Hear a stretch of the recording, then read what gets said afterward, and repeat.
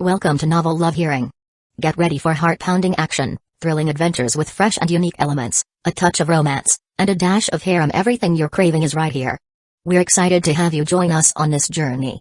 So come along to Novel Love Hearing, we're waiting for you. As a small favor, please consider sharing Novel Love Hearing with your friends, family, in YouTube comments, on Discord, Reddit, or anywhere else you hang out online. Happy listening, and enjoy the ride. There's a street on the west side of the village where kids often steal food. And sometimes, I go to the forest a few hundred meters east of the village. There are a lot of orphans there. She listed the locations where war orphans tended together. This was invaluable information. Shinichi had been searching methodically, but the nature of war meant that it was easy to overlook people. Alright, Conan, get some rest here. I'll go check out those places. After giving a few instructions, Shinichi left without hesitation. Conan watched him disappear into the distance. She didn't know what he was planning, but she was relieved she could be of use. He's only 6 years older than me, yet he takes such good care of me. A warm feeling spread through her chest. For so long, she had prayed for a normal life, never expecting such a day to come. Her gaze drifted to a few blank sheets of paper on the wooden table. Since she could remember, she had always loved origami. It was a habit she had carried even through the harshest of times. Even though she was only 6, her skill with paper folding was remarkable. After over a year without touching paper, her fingers itched with anticipation. Instinctively, she reached out and began folding. A rabbit. A crane. A butterfly. She stared at the delicate creations in her hands. If I give these to Big Brother, will he like them? Her face flushed slightly. She wasn't sure why she was nervous. Even as she lay down on the soft bed, her mind was filled with thoughts of her folded animals and what Shinichi might think of them. Meanwhile, Shinichi arrived at the western street of Hidden Rain Village. This area was far from the wealthiest part of the village. The ongoing war had left it bleak and desolate. Only a few vendors remained, selling whatever food they had left. When they noticed Shinichi, their faces filled with fear. Was he a wandering shinobi? A Hidden Leaf Village ninja came to plunder them. But when they saw his face clearly, their fear faded. His reputation had spread throughout the village. Everyone knew that the Hidden Leaf Village Thunder God would not harm civilians. Ignoring the wary merchants, Shinichi activated his sensory abilities, expanding his awareness to search for his target. Unfortunately, he had never encountered Nagato before and did not know his chakra signature. For now, his sensory abilities could only help locate people more easily. One by one, he pinpointed the presence of children hiding in alleyways. But none of them were Nagato. Where the hell is he? A thought occurred to him. Could his parents still be alive? Is he not wandering yet? Shinichi recalled what he knew about Nagato. During the Second Shinobi World War, 2 Hidden Leaf Village shinobi had broken into Nagato's home searching for supplies. Mistaking his parents for enemy combatants, they killed them. In his grief, Nagato's latent Rinnegan activated, wiping out the intruders. Alone, he was forced into a life of wandering. Something doesn't add up. Hidden Leaf Village shinobi did raid supplies, but would high-ranking Jonin really do something like that? Raiding was typically carried out by Geinin and Chunin, the ones with limited rations. Jonin, the elite of the village, would never be desperate for food. The more he thought about it, the more suspicious it seemed. Unless those Hidden Leaf Village shinobi were being manipulated. His eyes narrowed. If that were the case, everything would make sense. There was only one person with both the ability and the motive to orchestrate such an event. Madara Uchiha. And if Madara had a hand in it, things were going to get even more complicated. Chapter 47. Shinichi paused for a moment, lost in thought. He was planning to try his luck in the forest outside the village. If he couldn't find what he was looking for, then so be it. From here on out, it would depend on Jiraiya, whether he could encounter Nagato or not. After all, with his involvement, things had already deviated from the original timeline. Hanzo the salamander was dead. Tsunade had also complained to him about some effeminate idiot trying to woo her. Needless to say, she kicked him half to death. With the original timeline shifting, Shen had no clue what further changes would unfold. That was exactly why he had always chosen to act rather than passively wait for events to play out. But now, it seemed there really weren't any other viable options left. For him, gaining Conan from this trip was enough. If Conan awakens her paper style in the future, she could serve as a reference. That way, reconstructing and acquiring paper style myself would require less chakra expenditure. Creating techniques from nothing, even with theoretical knowledge, consumed a massive amount of chakra. But if he had a foundation beforehand, or was even on the verge of learning it, it would make things much easier. He had tested it before. By using soul transmigration, portrait, Techniques could be learned with significantly reduced chakra expenditure. Just like how he had mastered lightning style, Kirin, since he already had a strong grasp of Chidori, the chakra drain was almost negligible. With that comforting thought, Shin set out for the forest east of the village. The area was remote, yet signs of life were everywhere. Old campfires littered the ground. Malnourished children wandered through the forest, drinking from whatever water sources they could find, hunting, and doing their best to survive. I never noticed before, but there's actually a whole camp for orphaned kids here. With a raised brow, Shin concealed himself within the canopy of a tree, scanning the children below. After a careful sweep, there was still no sign of Nagato. However, amidst his search, he caught a faint, almost imperceptible trace of chakra in the air. Everyone in this world had chakra, even if just a trace. But this one was weaker than that of a dying civilian. It's so subtle that it's almost undetectable. Someone is definitely suppressing their chakra. Shin narrowed his eyes slightly and immediately understood the situation. He kept his own chakra concealed and did not approach directly. He had a theory: someone nearby was using the Mayfly Jutsu. Whether it was White Zetsu or Black Zetsu, either way, it wasn't good news. Magnet style, third eye. Shin formed iron sand into an artificial eye, controlling every grain with precision. Suppressing its chakra signature to the absolute minimum, he sent the floating iron sand eye toward the source of the disturbance. Minutes later, deep within the forest, he found it. The faint, suppressed chakra signature was buried beneath the earth. If not for the enhanced perception granted by Kagura's mind eye, heart net, even his iron sand eye would have been unable to detect it. And then, on a narrow dirt path between the trees, Shin spotted him. A red-haired boy, walking unsteadily. His face was pale, his frame sickly thin, malnourished, weak. Nagato. Shin recognized him instantly. You little bastard. Hiding all the way out here? No wonder I searched every corner of the hidden rain village and still didn't find a trace of you. As Shin silently cursed his wasted efforts, Nagato staggered forward and collapsed face first into the dirt. Thud. The boy didn't move. It was obvious, he had passed out from hunger. The ground nearby suddenly shifted. A strange, humanoid figure with sickly white skin emerged from the earth. White Zetsu. Oh my, you can't die here. White Zetsu muttered. If you do, Lord Madara's plan will be ruined. Without hesitation, White Zetsu pressed his palm against Nagato's frail body, injecting nutrients into him. Suddenly, White Zetsu stiffened. Sensing movement nearby, he quickly retreated, melting back into the ground. The bushes nearby rustled, and a small figure popped out. A boy with short, spiky orange hair. I wonder if my traps caught anything today. Huh?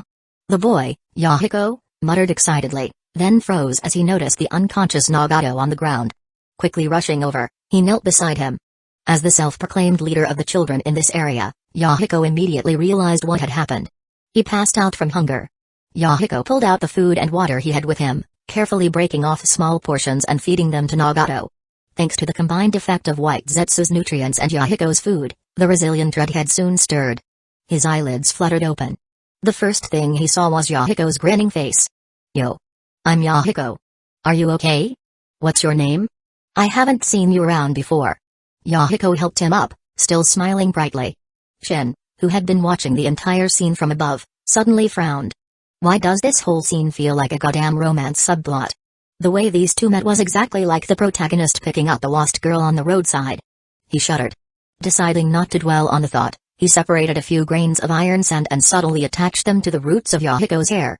It wasn't a proper iron sand marker, but it was enough to serve as a tracking coordinate. He deliberately avoided marking Nagato. That kid was under constant surveillance by White Zetsu, which meant Madara was watching, too. Shin wasn't about to take the risk of alerting the old bastard just yet. There's still plenty of time. And Yahiko can be useful. Watching the two interact, Shin could only shake his head. Nagato's future strength was uncertain, but Yahiko's fate was sealed. If something went wrong in the future, Yahiko could be used as leverage. Satisfied, Shin turned and left. Instead of heading back to the Hidden Rain village immediately, he made his way toward the Hidden Leaf village camp. There were people he needed to meet, Tsunade and Mikoto. He wasn't hiding the existence of Konan. It was perfectly reasonable for him to have taken her in. Mikoto believed his story without question. Tsunade, however, was much less trusting. There are plenty of war orphans in the Hidden Rain village. Why did you pick just one to adopt? Nope, I don't buy it. I have to see her myself. Tsunade had every reason to be suspicious. After all, Shin was already raising Uzumaki Kanaku like a future wife, and Uzumaki Kushina practically lived at his house. She knew damn well what kind of guy he was. So, she was absolutely convinced Shin had ulterior motives. Shin was dumbfounded. How the hell did she see through me so fast? What happened to big boobs, no brains? Did all that protein I gave her actually nourish her brain instead? Suspicious, but left with no choice, Shin Uchiha sighed. Well, let's go meet her, then. Chapter 48. After leading Tsunade and Mikoto to the base he had set up in the Hidden Rain village, Shin Uchiha entered first. He wanted to inform Konan and let her mentally prepare for their arrival. Shin Uchiha had already explained Konan's situation to Tsunade and Mikoto. Mikoto didn't need much convincing, when she heard that Konan had lost both parents, had wandered for over a year begging for food, and had only met Shin Uchiha by chance. She immediately sympathized. Even Tsunade's usually hardened heart softened. Though the conflict between Hidden Leaf Village and the Hidden Rain had nothing to do with her personally, Tsunade still felt guilty, as if this was somehow a consequence of the war she had fought in. Shin Uchiha took this moment to head deeper into the mansion. Soon, he found Konan sleeping soundly, her thin clothes clinging to her soft skin. A sweet smile rested on her face, as if she were lost in a pleasant dream. Even in her sleep, Konan still clutched 1,000 paper cranes tightly in her small hands. On the wooden table beside her bed, Shin Uchiha noticed several other origami figures. What a beautiful piece of art. I can barely fold a paper airplane. Shin Uchiha picked up one of the origami animals and studied it for a few seconds. In his world, paper was meant to be folded in half, and that was it. The idea of crafting such intricate animals out of mere paper had never even crossed his mind. Perhaps due to her life on the run, Konan was extremely alert. The moment she heard Shin Uchiha sigh, she stirred awake. She tensed immediately, her instincts honed by years of survival, and her eyes snapped open to scan her surroundings. Shin Uchiha noticed her reaction and smiled while holding up the origami animal. Sorry to wake you, Konan. This is yours, isn't it? It's beautiful seeing Shin Uchiha smiling at her. Konan remained stunned for a few seconds. So, it wasn't a dream? For a brief moment, she had feared she would wake up back in some cold, damp cave, alone. But no, everything she had experienced today was real. Hearing Konan murmur to herself, Shin Uchiha chuckled and lightly tapped her forehead with his finger. Of course it wasn't a dream. You fell asleep, but I was standing right here. Sorry to wake you, but it's time to get up, Konan.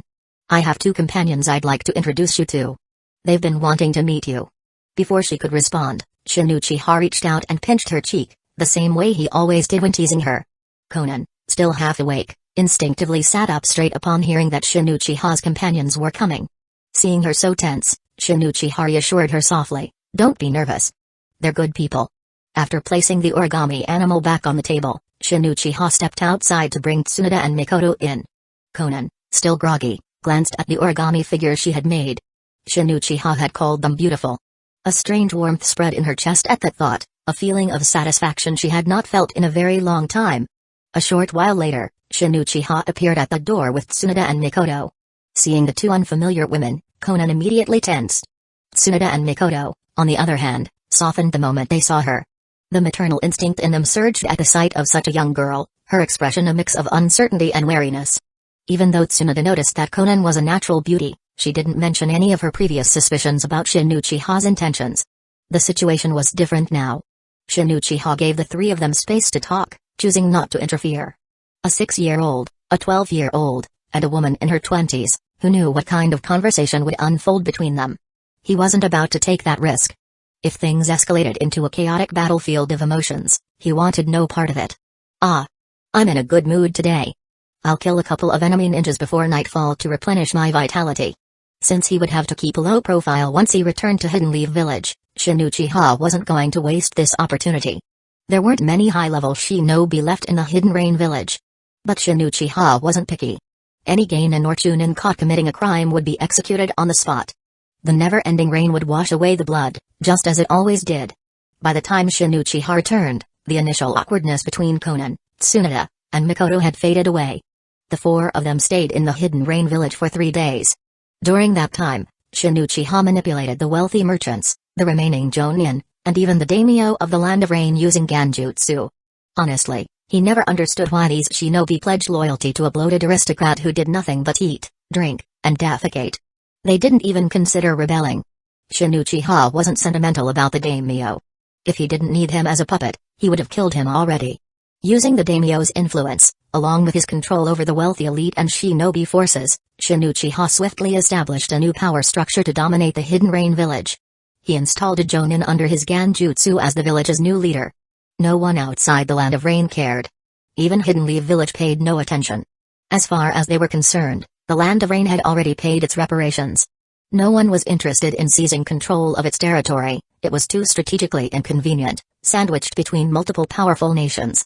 So, without anyone noticing, Shin Uchiha had quietly taken control of an entire country. Returning to Hidden Leaf Village, however, came with its own set of problems. And the biggest one? Dealing with the women waiting for him at home. The moment Shin Uchiha stepped inside his house, two red-haired women rushed at him. "Welcome back, young master, Shin." Uzumaki Kanako wore a custom-made outfit, her soft voice and polite bow making her seem even more adorable. Uzumaki Kashina, on the other hand, was far less restrained.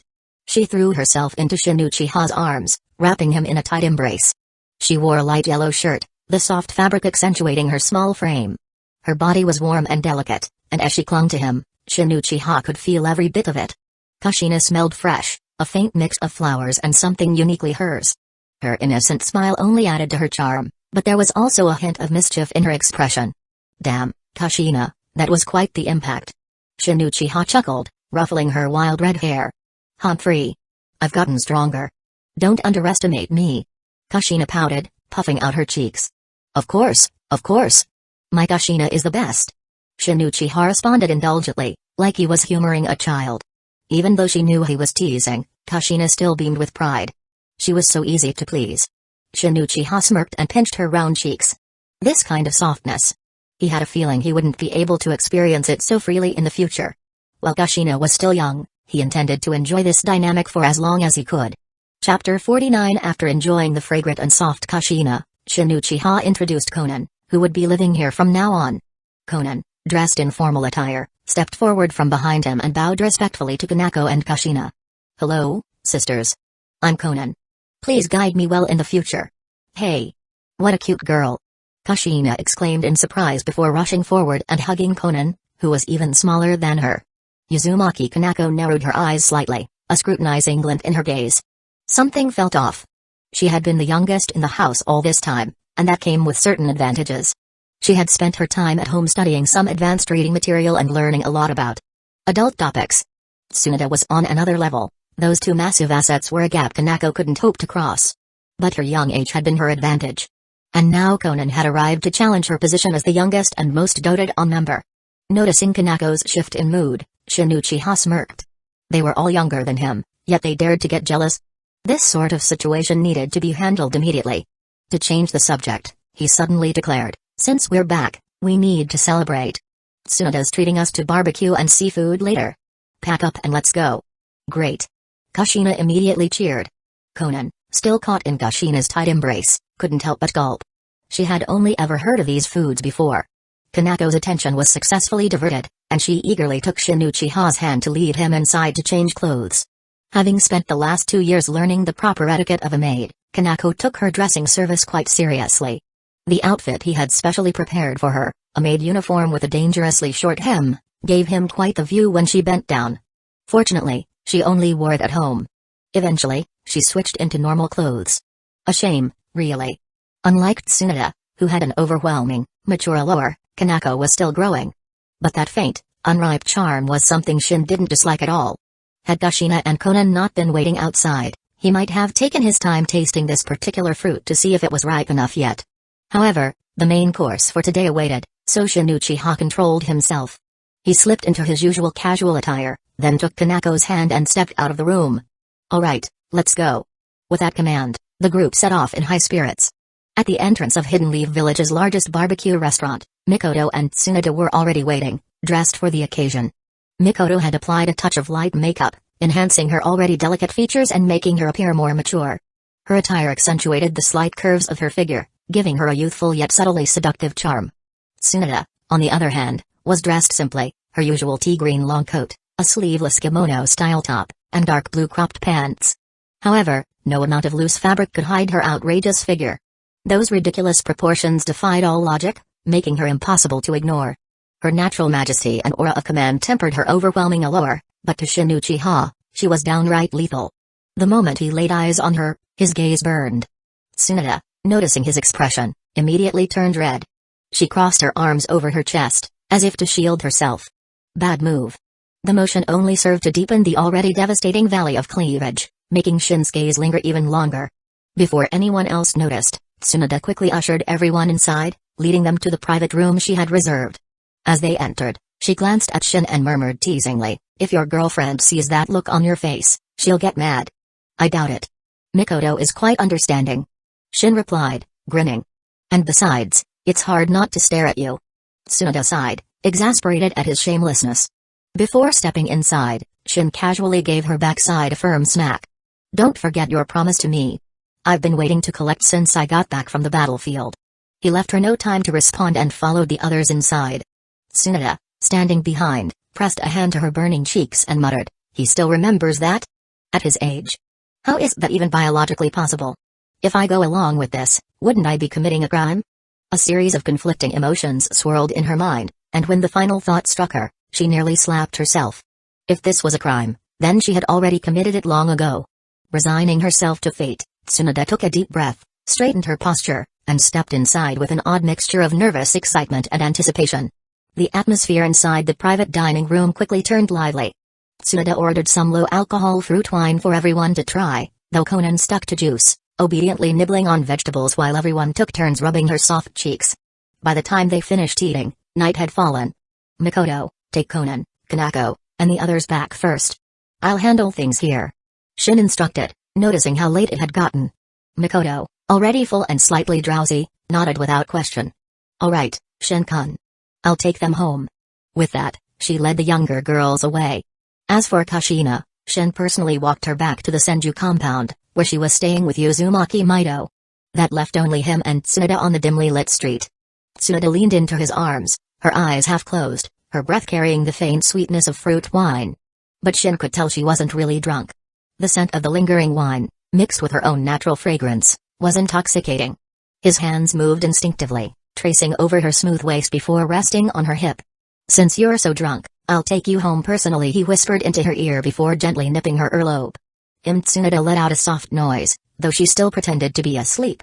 By the time they arrived at her house, she had no choice but to open her eyes. Before she could say anything, Shin captured her lips. Whether it was the remnants of the fruit wine or simply the two of them indulging in each other's presence, the kiss stretched longer than intended. Tsunoda's eyes, initially wide in shock, soon turned hazy. Her body, slightly tipsy, melted into his arms, going from reluctant to utterly submissive. "Brat." Shin smirked against her lips. "Call me husband." Tsunoda's breath hitched. Chapter 50. After using practical actions to upgrade Tsunoda's nickname for him from brat to husband and then to daddy, Shin Uchiha felt a deep sense of accomplishment. He had almost lost several times in the battle of endurance, but fortunately, years of rigorous training had conditioned his body, allowing him to hold on and ultimately claim victory. "You have the Yin seal, and so do I. I also have chakra flow mastery. Tsunoda, you still haven't fully mastered the fundamentals of Navy 6 styles yet." Smack. A sharp slap echoed in the dimly lit room, and the familiar sting on butt instantly snapped Tsunoda out of her sleep. Already accustomed to this sort of discipline, Tsunoda lazily rolled her eyes at Shin Uchiha and muttered, "Don't call me Shin-kun, I've already surrendered." Her husky, drowsy voice carried a sultry charm that sent a shiver down Shin's spine. "That's more like it." Feeling victorious, Shin Uchiha collapsed into Tsunoda's embrace, no longer in the mood to boast about his strategic conquest. Instead, he just wanted to sleep and recover from the previous night's exertion. The two of them closed their eyes, and before they knew it, an entire day had passed. Bang bang bang. As the evening rolled in, urgent knocks on the door jolted both of them awake just as they were about to resume training. Sensing the chakra signatures outside, Shin Uchiha immediately sobered up. "Tsunoda, you're getting too addicted. Wake up." Still half asleep, Tsunoda instinctively pulled Shin into her arms and held him tightly. "Be gentle," she murmured, her voice weak and seductive. Shin's eye twitched. "I mean, Mikoto and the others are here." "Then." "Eh?" Tsunoda's golden eyes snapped open. She shoved Shin away, scrambling to grab her robe from the bedside table. But as soon as she looked down at it, she froze. Her usual coat and shirt had been completely shredded. "You brat, you've gone too far." Tsunoda shot Shin a fierce glare, intending to get up and grab fresh clothes, but the moment she tried to stand, her legs gave out, and she collapsed back onto the futon. Only now did she realize the battle scars covering her body, red and purple marks that ran across her skin. Even with the yin seal, it would take time to fully recover. Seeing her struggle, Shin pressed her back onto the futon and covered her with a blanket. Just pretend to be asleep. I'll handle them. Tsunade, face flushed red, nodded and buried herself under the covers. Fine, I'll go along with it. Shin exhaled, then formed a quick hand seal. Wind style, great breakthrough. A powerful gust swept through the room, clearing the air before he hurriedly dressed and made his way to the door. With a bright smile, he swung it open. Standing there were Mikoto and Kushina. Kushina crossed her arms and smirked at Mikoto. See? Told ya he was here. Mikoto had been worried when she couldn't find Shin, so Kushina had used her Kagura's mind's eye to track him down. Mikoto tilted her head. Shin-kun, you weren't home all night. Why are you at Tsunade-sensei's house? Shin coughed lightly. Ah, well. She drank too much last night. I had to bring her back, clean her up, and make sure she was okay. I was up all night, so I crashed here. Mikoto frowned slightly. Something about his explanation felt off, but she couldn't quite put her finger on it. After all, Tsunade was her teacher. There was no reason to suspect anything inappropriate. Before Mikoto could think any further, Misaki, who had come along out of concern for Tsunade, stepped forward. Sensei hasn't woken up yet? I'll make her some hangover soup. I'll help too. Kushina added cheerfully. Shin wiped the sweat from his brow as they walked past him and into the house. He glanced toward the bedroom, where Tsunade had quickly resumed her act of being unconscious. Deep down, she felt a mix of emotions, guilt, excitement, and a strange sense of thrill. But she maintained her composure, perfectly fooling Mikoto and Kushina with her Oscar-worthy performance. Once the situation was under control, Shin let out a relieved sigh. Next time, I need to manage my time better. A few days passed, and before he knew it, visiting Tsunade had become a daily habit. The results were evident. Tsunade, already blessed with an exquisite figure, had grown even more plump in certain areas, something Shin had measured with precise hands-on observations. Even Mikoto and the others, despite being women themselves, had started to notice. They had taken to jokingly saying, Tsunade-sama looks even more radiant these days. Tsunade basked in the compliments. If her body could handle more, she might have pushed Shin even further. Shin, for his part, found himself silently thanking his past self for rigorously training his body with lightning-style chakra mode and enhancing it with various techniques. Without them, he would have long since collapsed in battle against the Thousand Hands physique. After a full month of indulgence, Shin finally regained his senses. You need to snap out of it, Shin. You're losing your edge. From inside the house, Tsunade's voice called out playfully. What are you talking about? I'm even wearing those fishnet clothes you like today. Shin's mind short-circuited for a moment, and a familiar tune played in his head. Big-headed son, small-headed father. That day, he fell into despair once more. But reality soon hit him. If he didn't wake up soon, he would be the one getting drained. Tsunade, nearing her 30s, was only getting stronger. This little stallion wasn't sure how much longer he could keep up. I need to train. I'm heading to the Shikatsu forest to master Sage Mode. No more distractions for now. Later. Without wasting another second, Shin sprang from the bed, hastily pulled on his clothes, and turned to Tsunade. Summon Katsu and send me there. Tsunade, still lounging lazily on the bed, smirked. Oh? But you were so hard-working before. Alright, I'll let Mikoto and the others know. She stretched out, her bare skin still faintly flushed from earlier, her every movement exuding a seductive charm. Her fingers lightly traced the curves of her thighs, accentuating her already breathtaking allure. Looking at her, Shin felt like he was staring at a succubus ready to devour his very soul. Fortunately, Tsunade was satisfied for now, so she simply threw on a loose robe and summoned Katsu without further teasing. With a determined heart, Shin left, vowing to return even stronger. This war was far from over. Chapter 51, Katsu Slug Sage, teach this kid a lesson. Tsunade had already spoken to the Slug Sage beforehand, and now she repeated it for Shin Uchiha's sake. You guys are something else. The Uchiha and Senju merging together. What a wild world. I won't get involved in these trivial matters. Let's get to the point. Even Lady Tsunade hasn't mastered Sage Mode yet. Shin, are you confident? The massive slug opened its mouth, a crisp female voice emerging from within. That's right, Slug Sage was female. Or rather, every slug was merely a fragment of her being, all connected as one consciousness. Whether or not they shared the same awareness, Shin Uchiha wasn't entirely sure. Faced with her question, Shin Uchiha nodded, his confidence unwavering. I'm confident. It'd be a disgrace to give up before even trying. Ha. That's the spirit. You've got guts for a kid. Hashirama was far worse than you back in the day. The slug sage regarded Shin Uchiha with admiration. Regardless of whether he succeeded, the will to push forward was essential for a strong shinobi. Without further delay, she transported Shin Uchiha to the sacred land of the wet bone forest through reverse summoning. Surrounded by lush greenery, Shin could feel his energy revitalized with each breath. The air was thick with the presence of countless tiny slugs, their eye stalks twitching as they fixated on him. The sight was unsettling, to say the least. Shin, however, remained unfazed. He knew these slugs were all manifestations of the slug sage. There was no need to react. Alright, Shin, let's start from the basics. To enter sage mode, you must absorb the natural energy of the world and merge it with your own chakra to create sage chakra. The slug sage's clone began explaining in detail. Although Shin already had some knowledge of sage mode, he listened attentively. The finer details could make all the difference. Our Shikatsu Forest's sage mode is different from the toads of Mount Mayabaku and the snakes of Ruchi Cave. The way of learning and the ratio of natural energy absorbed vary, leading to different effects. The sage mode of the Shikatsu Forest leans towards seeing release, prioritizing vitality above all. That said, don't mistake it for being weak, its destructive power is nothing to scoff at. The slug sage spoke with obvious pride in her lineage. Then, the smaller slugs began writhing and soon crawled all over Shin Uchiha's body. The sensation of their soft, slimy bodies made him instinctively uncomfortable.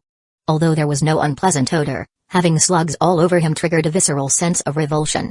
Still, Shin didn't react, simply observing the slug sage's clone in front of him. Seeing his composure, the slug sage's tone carried a hint of approval. You've got good endurance, Shin. Alright, I won't tease you anymore.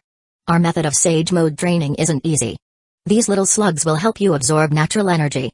If it spirals out of control, they will expel it before you suffer any serious consequences. Your first goal, absorb natural energy without your body transforming into a slug within 3 days. Only then will you be qualified to proceed. The slug sage laid out the conditions clearly, and Shin Uchiha bowed respectfully. Thank you for your guidance, slug sage. With that, he sat cross-legged, entered a meditative state, and began attempting to absorb natural energy. Observing his polite demeanor, the slug sage's impression of Shin improved further. Perhaps because the Shikatsu forest was a sacred place, the natural energy here was particularly abundant. With the assistance of the slugs, Shin quickly perceived the natural energy surrounding him. Wild and chaotic. This is the lifeblood of the planet itself. The deeper he connected with the energy, the more he felt its vastness, and its terrifying intensity. His thoughts drifted skyward, recalling the Otsutsuki clan and the divine trees they planted. Their targets were always planets rich in life. The essence nourishing those trees had to be this very natural energy, the vitality of the world itself. The more he pondered, the more he strayed from conventional wisdom. He allowed his instincts to guide him, absorbing the energy naturally rather than forcing it into a mold. Natural energy was unlike his own chakra. It was something to be felt, understood, and merged with, not controlled through sheer willpower.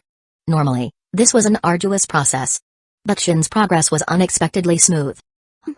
Just like Hashirama back then. Could it be the Uchiha bloodline? No, that's not right. The Uchiha inherited the Sage of Six Paths eyes, not his body. This overwhelming vitality. It's the Uzumaki bloodline. Slug Sage observed Shin with growing astonishment. Beyond his Uchiha heritage, he possessed something incredibly rare, the Uzumaki clan's legendary sage body. This wasn't just any enhanced physique. It was on par with the Senju clan's sage body, perhaps even superior. And it had manifested in an Uchiha. An Uchiha with Uzumaki blood. Could it be that his lineage has undergone regression? She understood the roots of these bloodlines well. The evidence before her confirmed a shocking reality. At that moment, the natural energy flowing into Shin Uchiha's body began forming distinct black markings around his eyes. 3 hours later, his sage mode markings were fully formed. Then, his eyes snapped open.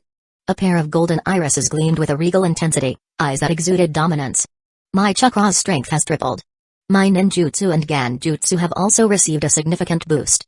But the real terror lies in my regeneration. Fascinated by the effects of sage mode, Shin wasted no time testing it. Without hesitation, he shaped his hand into a blade and drove it straight into his own abdomen. SCHLK. His hand sliced clean through flesh and organs, his internal structure breaking apart. Pulling his hand free, blood gushed out in a crimson tide.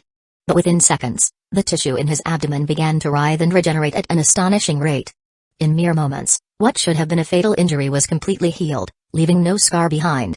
Even the damage to his internal organs had been undone, at the cost of only a fraction of his sage chakra. Unbelievable. Shin, you actually mastered it this quickly. And your markings are flawless, no instability at all. It seems I've found a true genius. You can now move on to the next phase, absorbing natural energy without relying on the slugs. The slug sage was truly impressed. Tsunade had once come here to train. For 3 or 4 days, she sat in meditation, barely making progress. Compared to Shin's success, Tsunade's efforts looked utterly pitiful. I swear, that woman was a disgrace to her lineage. Chapter 52 Achu. In the room, Tsunade, who was washing wet sheets and clothes, suddenly sneezed. She felt a chill and instinctively felt that someone was scolding her. Unfortunately, she couldn't think of it. It was the slug sage from the Shikatsu forest who was talking about her. Time passed quickly, and 5 days had passed. Today, Tsunade was very irritable in her room. Since her first experience with sex, she had been obsessed with Shin Uchiha for more than a month, and her body insides had completely changed into his shape. After 5 days of separation, Tsunade felt a little itchy. Did Shin succeed? If he failed, he should be back in 3 or 4 days. Tsunade was muttering with longing, and with a bang, the slug sage's clone came back with Shin Uchiha. Tsunade, who was wearing pajamas, happened to meet Shin Uchiha, who was shirtless and looked refreshing. The strong muscles and masculine outline almost made Tsunade drool. But after reacting, Tsunade immediately straightened her posture. Huh? You're back so soon, it looks like you failed, Shin.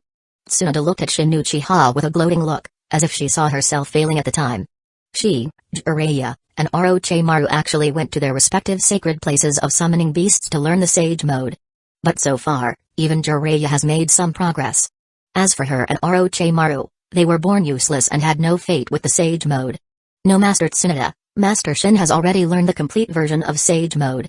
The slug shook her head and told about Shin Uchiha's current situation. Although she, a slug, could not see any expression, her tone was still particularly pleasantly surprised. Just from the change in her address to Shin Uchiha, Tsunade could hear that the slug sage recognized Shin Uchiha. How is it possible? Hey, it's only been 5 days, even if he learned it, it can't be so fast. Tsunade blinked and felt a little emotional after hearing from the slug that Shin Uchiha had already learned it. She had been trying hard for several days before, but there was no effect. How come in almost the same time, you told me that Shin Uchiha has already learned it? The gap is too big, I will be sad too. Looking at Tsunade who stood up suddenly, Shin Uchiha did not respond, but silently clasped his hands together. The natural energy that Tsunade could not perceive immediately gathered into Shin Uchiha's body. After a moment, Shin Uchiha's face showed eyeshadow and facial makeup, and the majestic golden eyes made Tsunade completely speechless. Are you kidding? You really learned it? Tsunade opened her lips slightly, and was completely speechless at the sight in front of her. The slug beside her shook her head. She actually wanted to say, I feel the same way as you. From sensing natural energy, to removing the assistance of the little slug, to entering the sage mode on her own. Shin Uchiha's learning speed was frighteningly fast, completely beyond her cognition for thousands of years. They were shocked, and Shin Uchiha was actually a little dissatisfied. It takes some time to enter sage mode, and it can only last for 15 minutes at most. I am not proficient in this aspect. Chakra strength has increased 5 times, and the recovery speed of chakra and physical strength has increased by more than 5 times. Unfortunately, the regeneration strength of the body has not yet reached the level of regenerating a severed limb. Shin Uchiha felt that it was still far from his expectations.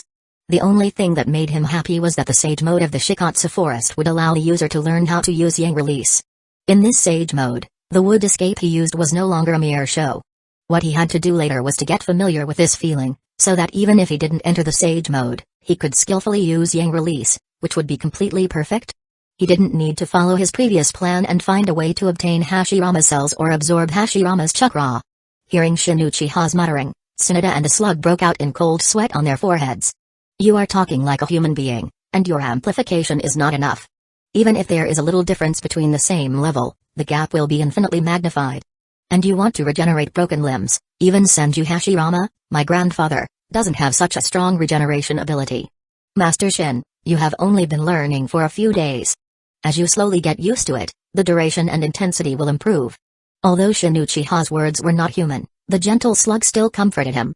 Shin Uchiha nodded slightly, and then looked at Tsunade in front of him. I need a battle to get used to the sage mode, what do you think, Tsunade? Fight? Sure. Hearing that Shin Uchiha was ready to fight, Tsunade responded with high morale. Seeing that there was nothing for him to do, the slug disappeared from the spot. Tsunade was about to ask which training ground to go to for a fight, but Shin Uchiha pushed her to the ground.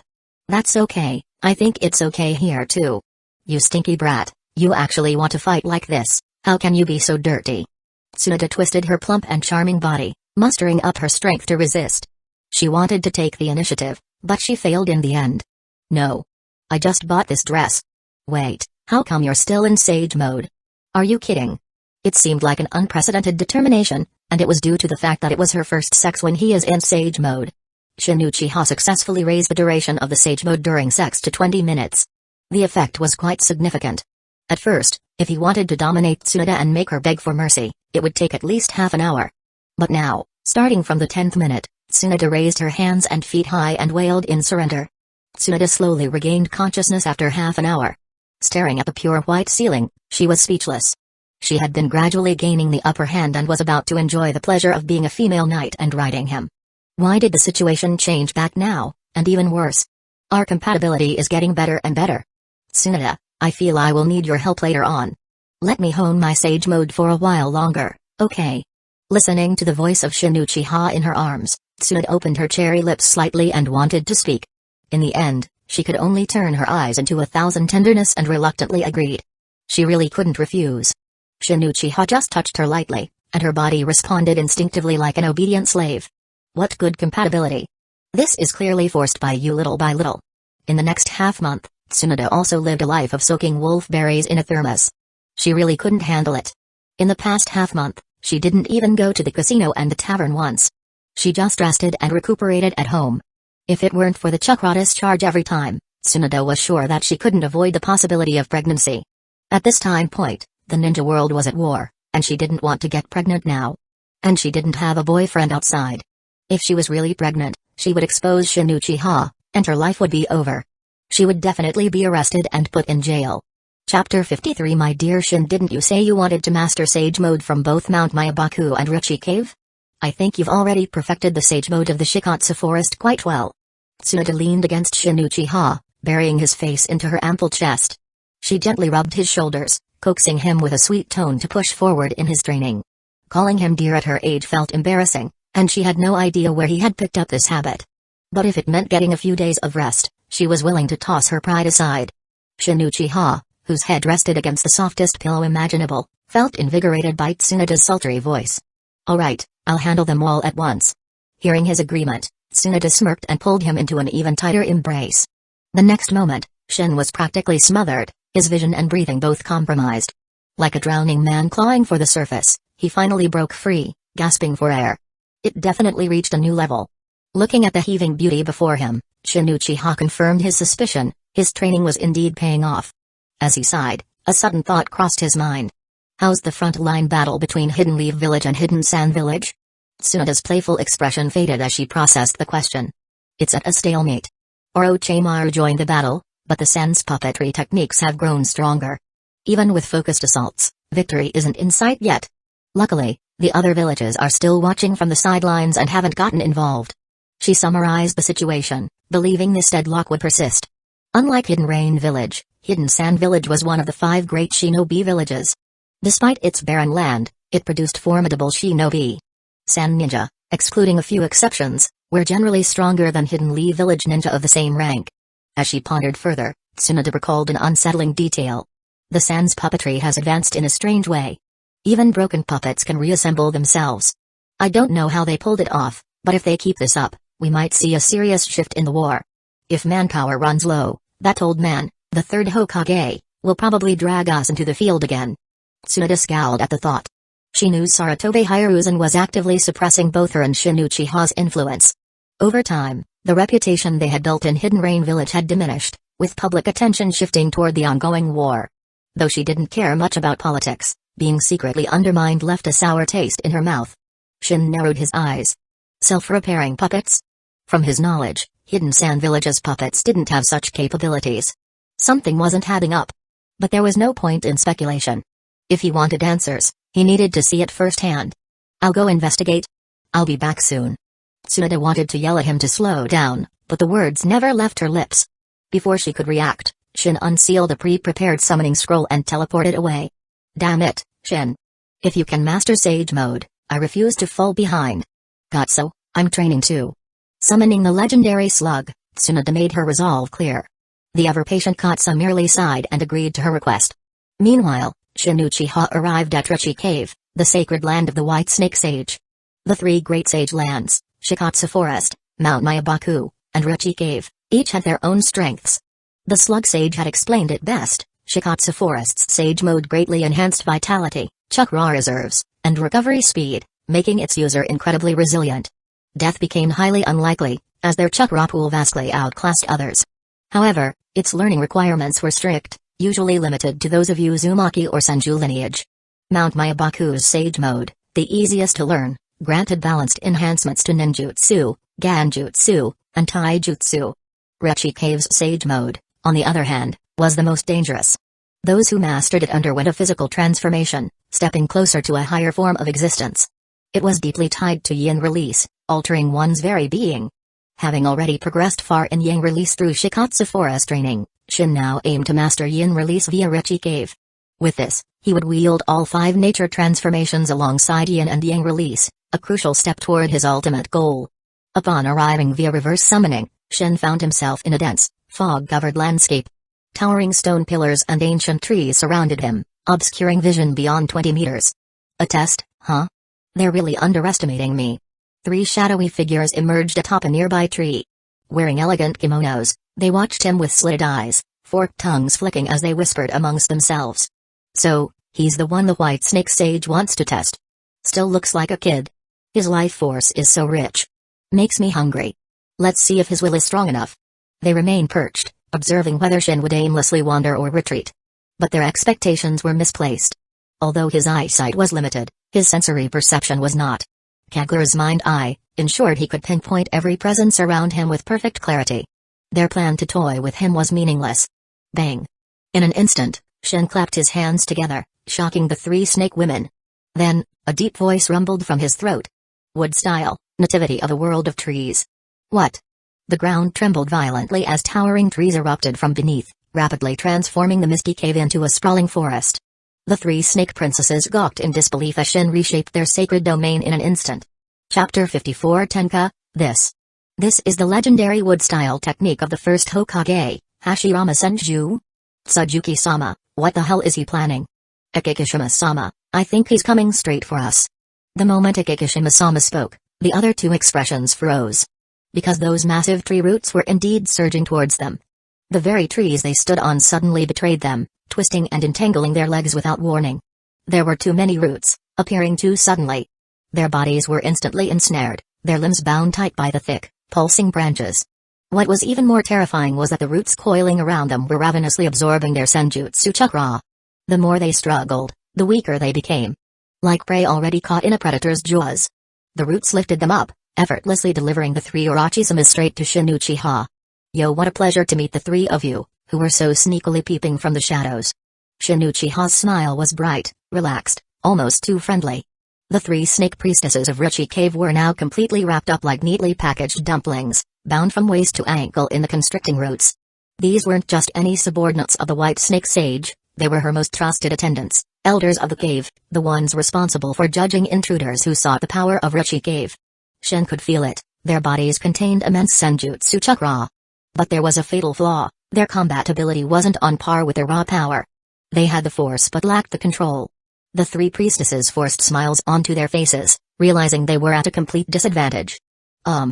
Yes, we're very glad to see you too. I think perhaps you should put us down first. Their voices harmonized in a polite, coaxing melody.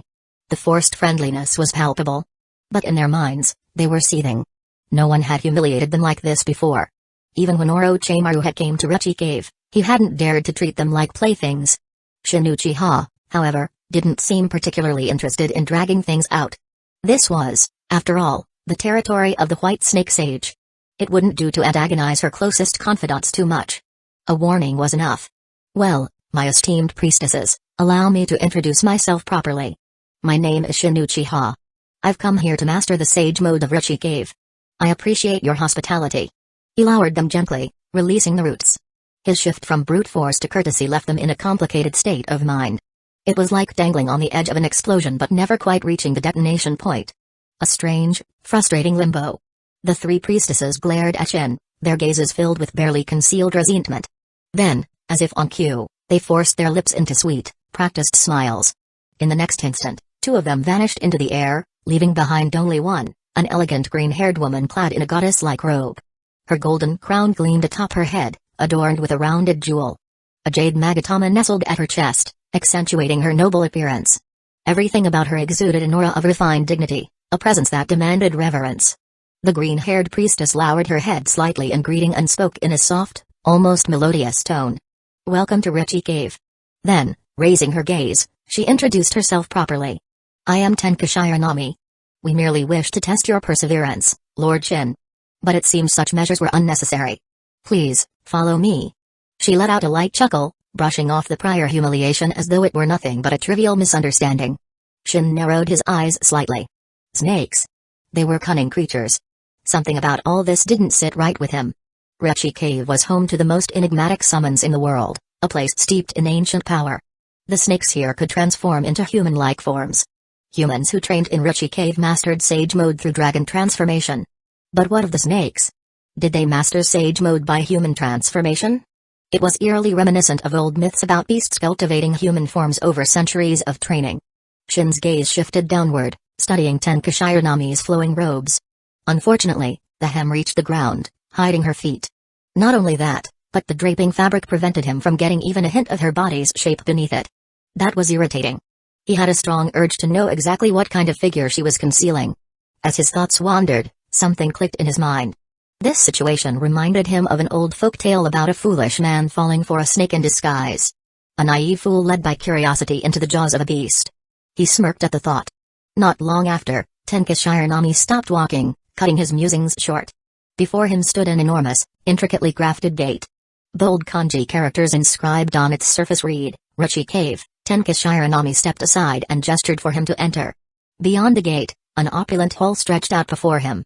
Lavish decorations adorned the walls, and long banquet tables lined the chamber, laden with steaming platters of delicious food. Just the scent alone made Shin's stomach stir slightly. The white snake sage resides in the temple deep within Ecchi Cave. Tenka Shiranami explained. "I will go and make the necessary arrangements for your audience. Please, make yourself comfortable in the meantime." She flashed him a serene smile. Then, with a graceful turn, she disappeared through an inner passage, leaving him in the grand hall. Shin, however, didn't move.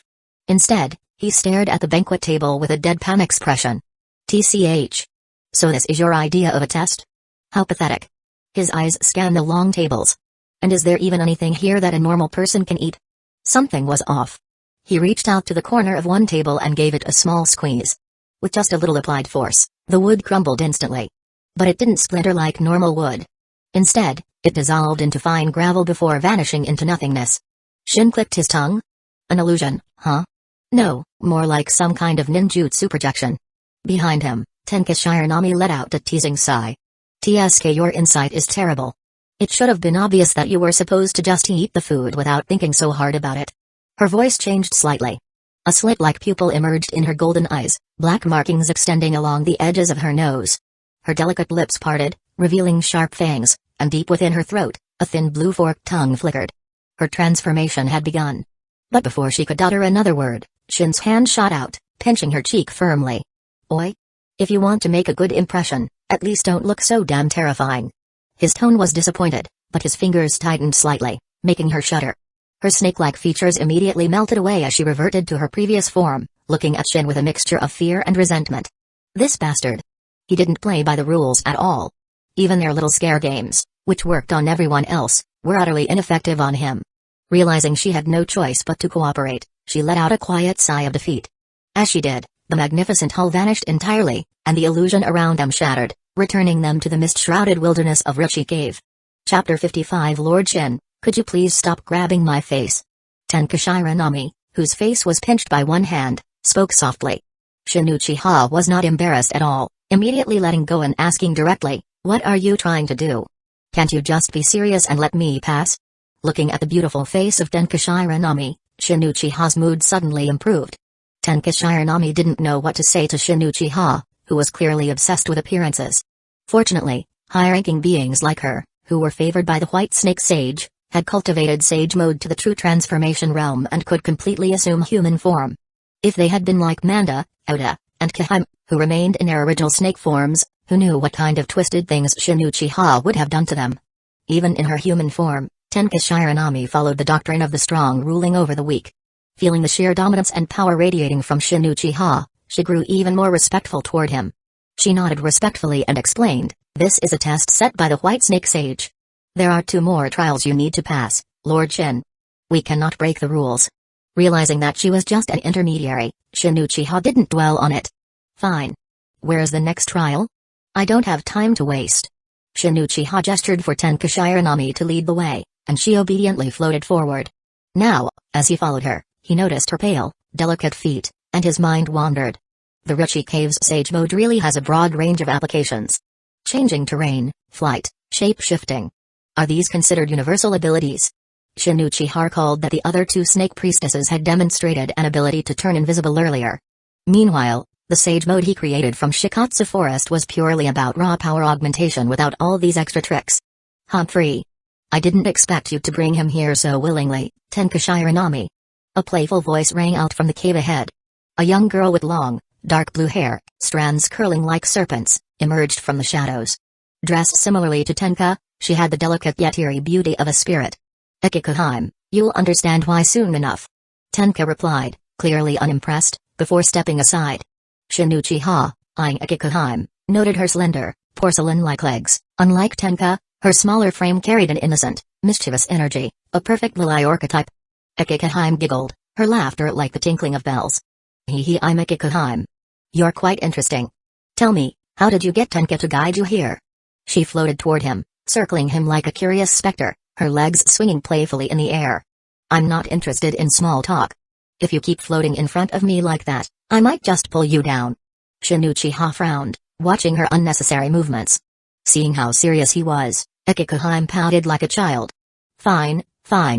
Let's get down to business. Play a game with me." With that, she vanished into thin air. Tenka motioned for Shin Uchiha to step into the cave. Inside, a stone wall covered in oddly shaped indentations stood before him. On the ground, scattered stone pieces of various shapes lay in wait. Ecchi Kaheim reappeared, grinning. "All you have to do is fit the stones into the correct slots. Once you do, I'll let you pass." As she spoke, she spun in the air, performing an exaggerated aerial twirl like some circus act. Watching this ridiculous display, Shin Uchiha felt his patience thinning. "Are you serious? You guys in Ecchi Cave act like a bunch of preschoolers." "I'm being serious. You should try it. Otherwise, you'll run out of chakra before you even know it." Ecchi Kaheim smirked, baring sharp teeth, intending to scare him.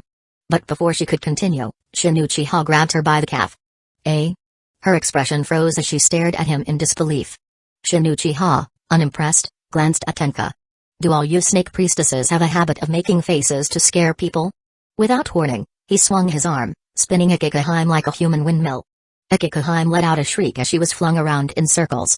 Tenka, watching the scene unfold, broke into a cold sweat. "Well, Lord Shin," she stammered, "you have to understand, barely any shinobi come here. We entertain ourselves like this." Tenka laughed nervously, fully exposing the childish antics of the 3 priestesses. Shin Uchiha considered this for a moment and suddenly understood.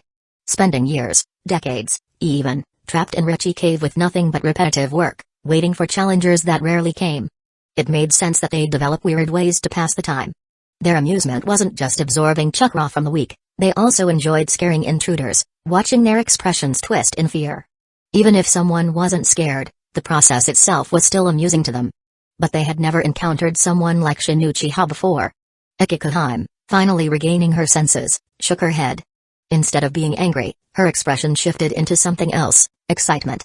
Her grin widened. "You're really interesting. No one's ever dared to handle us like that before." Seeing her pleased reaction, Shin Uchiha realized he had dodged the need for an apology. Magnet style, iron sand. Instead of playing her stupid puzzle game, Shin Uchiha manipulated his iron sand. The powerful magnetic force instantly attracted the scattered stones, filling the wall's indentations in mere moments. "Tenka Shiranami. Ecchi Kaheim." Both snake priestesses stared at him in stunned silence. They never expected Shin Uchiha to solve the puzzle in such an absurdly efficient way. This cave was designed to drain chakra. The longer one stayed, the weaker they'd become. The whole point of the test was to solve the puzzle as fast as possible before their chakra was depleted. But Shin Uchiha's method rendered that entire strategy meaningless. As soon as the last groove was filled, the illusion before him dissolved. In the next moment, a sharp gust of wind filled the chamber. Shin Uchiha turned swiftly, eyes narrowing as he spotted another snake priestess lunging at him, her maw unhinged wide open for a bite. The third and final priestess had arrived. Chapter 56 Magnetic Style, Sand and Iron Bind Coffin. Shin Uchiha raised his hand, and the iron sand in the air surged forward, instantly wrapping around Tsujin, restraining her before she could strike. Tsujin, who had been preparing a sneak attack, found herself completely immobilized. With a slight motion of his finger, the iron sand pulled her towards him. She was suspended in front of him, unable to move, her expression caught between frustration and disbelief. She was identical to the other two snake princesses in attire, but her features were softer, her long brown hair framing a youthful yet regal face. The most distinguishing detail, however, was the trio of green magatama-shaped ornaments on her chest, one more than the other two. A sign of her superior status, no doubt. We meet again. What is it this time? Another attempt to take me down? Shin teased, his lips curling into a smirk. Tsujin felt utterly humiliated. She had concealed her presence using sage arts, confident in her ambush, yet here she was, captured before she could even make a move. Her test had barely begun, and she had already lost. Trying to maintain whatever dignity she had left, she attempted to change the subject. You've progressed quickly. Passing the trials of Tanakajin and Akikishimagen in such a short time. She forced a smile, hoping to mask her embarrassment. I'm Tsujin, 21 years old. Few have stood before me and held their ground. You are truly impressive. Shin nearly laughed aloud. No matter how much she feigned composure, it was impossible to look dignified while being bound in his iron sand. He restrained himself and asked bluntly, So, was your test just that sneak attack? Tsujin averted her gaze, visibly uncomfortable. Her original plan had been to use her venomous fangs to inject toxins into his bloodstream while simultaneously ensnaring him in a powerful illusion to test his Mendel resilience. Instead, she had been taken out instantly. How the hell was she supposed to proceed now? Just as she was about to formulate some excuse, she felt a distinct fluctuation. A moment later, she knew. You have passed this test, Master Shin Uchiha. The Great White Snake is waiting for you in the temple. Tsujin lowered her head, having received direct instructions from the White Snake Sage. There was no point in prolonging this. She knew she wouldn't be able to best him. Besides, he was recommended by Orochimaru and later endorsed by the Slug Sage. This trial was just a formality at best. As the mist gradually faded, a grand temple came into view. This was the true Ecchi Cave, home of the White Snake Sage. The White Snake Sage is inside. Proceed. The three snake princesses stood at the entrance, bowing respectfully as they let Shin pass. Without hesitation, he strode forward and pushed open the doors. Inside, the temple was vast, but eerily empty. A profound silence hung in the air, making the place feel almost abandoned. At the far end of the hall, he saw her. An elderly woman reclined on a grand bed, draped in white robes. Her skin had a faint, scaly texture, but her features were those of a regal matriarch. This had to be the White Snake Sage. Shin was aware that the denizens of Ecchi Cave enjoyed taking on human forms. He found the entire practice strange, but he wasn't about to voice his thoughts. He stepped forward respectfully. White Snake Sage, I am Shin Uchiha. I have come to learn the ways of Sage Mode. The elder's terrifying orange-yellow serpent eyes flickered open, and a sinister smile spread across her face. He, I know. But be prepared. If you fail, you'll make a fine meal for me, yes. I'm ready. Shin's voice carried absolute determination. The next instant, the White Snake Sage extended her neck, revealing her true form. A colossal white serpent with flowing orange mane and piercing yellow eyes loomed over him. She wore a forehead protector adorned with a dark green horn-shaped ornament. A purple ribbon secured it in place, and a red, luminous jewel sat atop her head. On her chest rested a green, cat-like eye that pulsed faintly with power. Without warning, her fangs sank into Shin's shoulder. A rush of venom, rich with natural energy, poured into his bloodstream. Unlike the method used in Shikatsu Forest, the training of Ecchi Cave was brutal. The venom didn't just transfer natural energy, it eroded the body itself, turning failures into mindless serpents. Yet, even as the potent toxin surged through his veins, Shin barely flinched. His cells, already brimming with resilience, began absorbing the venom at an astonishing rate. His body wasn't rejecting it, it was devouring it. The White Snake Sage noticed immediately. Her venom should have begun altering his form, scaling his flesh, elongating his limbs, warping him into something reptilian. Even those who successfully entered Sage mode had traces of transformation. But Shin. The snake scales that initially appeared on his skin vanished almost instantly, replaced once again by smooth human flesh. He was absorbing everything. His body greedily pulled in the venom and the natural energy mixed within, processing it faster than the sage herself could inject it. His eyes snapped open, golden and slit-pupilled. Dark markings trailed down his face, forming the distinct patterns of Sage mode. Power surged through his body, and every fiber of his being vibrated with raw energy. His cells weren't just adapting, they were evolving.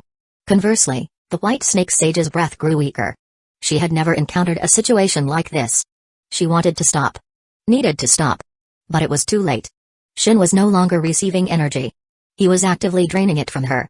One by one, his cells transformed, until his entire body had undergone a complete metamorphosis.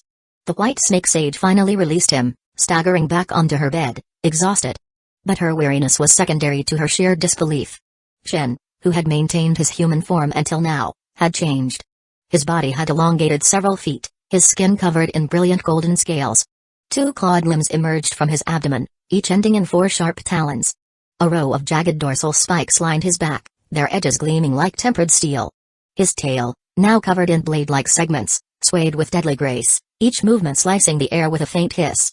His head had become regal, his dragon-like pupils glowing with an intense golden light. Fiery wisps of energy coiled around his whiskers, drifting like sacred flames. He had not become a serpent. He had transcended into something greater. A dragon? Shin exhaled, and from his breath alone, new saplings sprouted from the temple floor. The white snake sage, watching this display, felt an unfamiliar sensation coil around her heart. It was fear. Chapter 57 Incredible, my body has taken the form of a dragon. Shin Uchiha, now transformed into a draconic posture, easily utilized a water-style technique to construct a mirror, observing his current appearance. Although he strongly resembled a golden dragon, there were still noticeable differences in the finer details.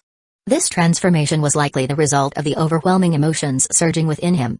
Through the combined influence of the Shikatsu Forest's chakra and Ecchi Cave's sage mode, along with his unique venom-resistant constitution, he had perfectly assimilated the venom of the white snake sage, forging his new form. If he had ended up like Kabuto Yakushi's grotesque half-snake, half-human transformation, or something as monstrous as Orochimaru or the white snake from the past, Shin Uchiha would have been vehemently against it. Instead, he found his current majestic dragon form quite appealing. While in this dragon posture, his physical resilience alone could withstand Kage-level ninjutsu. Abilities such as flight, dragon breath, and summoning storms came to him naturally. The only downside? He wasn't fully accustomed to this dragon body yet, making precise movement somewhat difficult. Even the white snake sage's true form, a massive white serpent, suddenly appeared rather pleasing to his new perspective. It was evident that his aesthetics had begun shifting due to his transformation. With time, he knew he would adapt. With a single thought, Shin Uchiha rapidly shrank his massive dragon body, seamlessly returning to his human form. However, while still in the superimposed state of Shikatsu Forest and Ecchi Cave's sage mode, his pupils remained golden dragon eyes. Beyond that, he bore neither horns nor scales. Scales. Sage Dragon Scale Jutsu. Without even forming a hand seal, a thin layer of golden dragon scales materialized on his body. These dragon scales retained 2/3 of the defensive power from his full dragon form, more than sufficient to withstand ordinary Kage-level techniques. Against attacks below Kage level, he was completely immune to both ninjutsu and taijutsu. As long as he remained in sage mode, the duration of this technique was limitless. If he reverted to his normal state, the chakra cost would increase. He hadn't yet tested his limits in that scenario, but for battle purposes, he was confident the duration would be more than sufficient. Incredible, boy. I am looking forward to your future. The white snake sage's eyes gleamed with an intense light as she observed the sheer power and transformation of Shin Uchiha. In him, she saw an unparalleled potential, an overwhelming strength worthy of her favor. Thus, her attitude improved dramatically, shifting hundreds of times for the better. Shin Uchiha understood her attempt to curry favor and didn't reject it. After all, he owed her for allowing him to train in Ecchi Cave and gain access to its sage mode. Gratitude was only natural. Despite her eerie and cryptic demeanor, the white snake sage was an excellent mentor when it came to teaching. Through her guidance, Shin Uchiha quickly realized the origins of Orochimaru's snake-based ninjutsu. While Orochimaru had certainly innovated on his own, the root of his abilities undoubtedly stemmed from Ecchi Cave. Eight-headed serpent jutsu, serpent cloak, sage art, white vibration, sage art, inorganic animation. The White Snake Sage imparted all of these techniques and more. Among them, the two that intrigued Shin Uchiha the most were the Eight-Headed Serpent Jutsu and Sage Art, inorganic animation. The Eight-Headed Serpent Jutsu was one of Ecchi Cave's forbidden arts. To wield it, the user's body had to undergo a transformation capable of withstanding the venom and natural energy injected by the White Snake Sage's fangs. This technique allowed the caster to transform into an enormous, eight-headed and eight-tailed serpent with immense power and near-immortal regenerative abilities. Unless reduced to minuscule, irreparable pieces or sealed away, the user was almost impossible to kill. Naturally, as a forbidden jutsu, it had severe drawbacks. Not only was it difficult to activate, but if the user failed to control the eight-headed serpent's power, they would lose their sanity and devolve into a mindless beast. As for Sage Art, inorganic animation, it was a technique that infused life into inanimate objects, granting the caster complete control over them. My dragon form isn't suited for the eight-headed serpent jutsu, but it can be modified. The latter, Sage Art, inorganic animation, expands the applications of Yang Release, which could further enhance my mastery over wood style.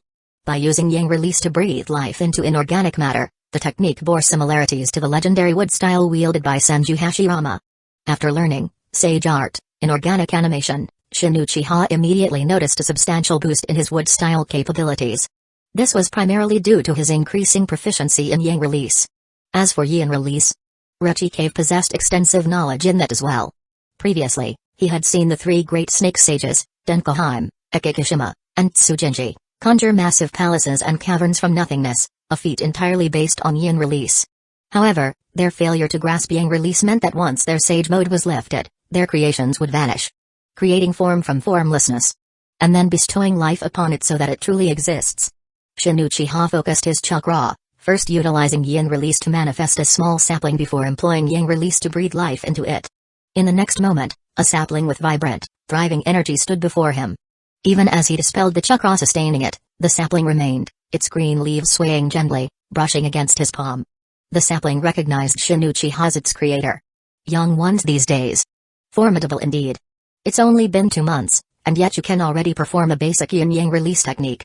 The White Snake Sage gazed at Shin Uchiha's creation with complex emotions but ultimately smiled in satisfaction.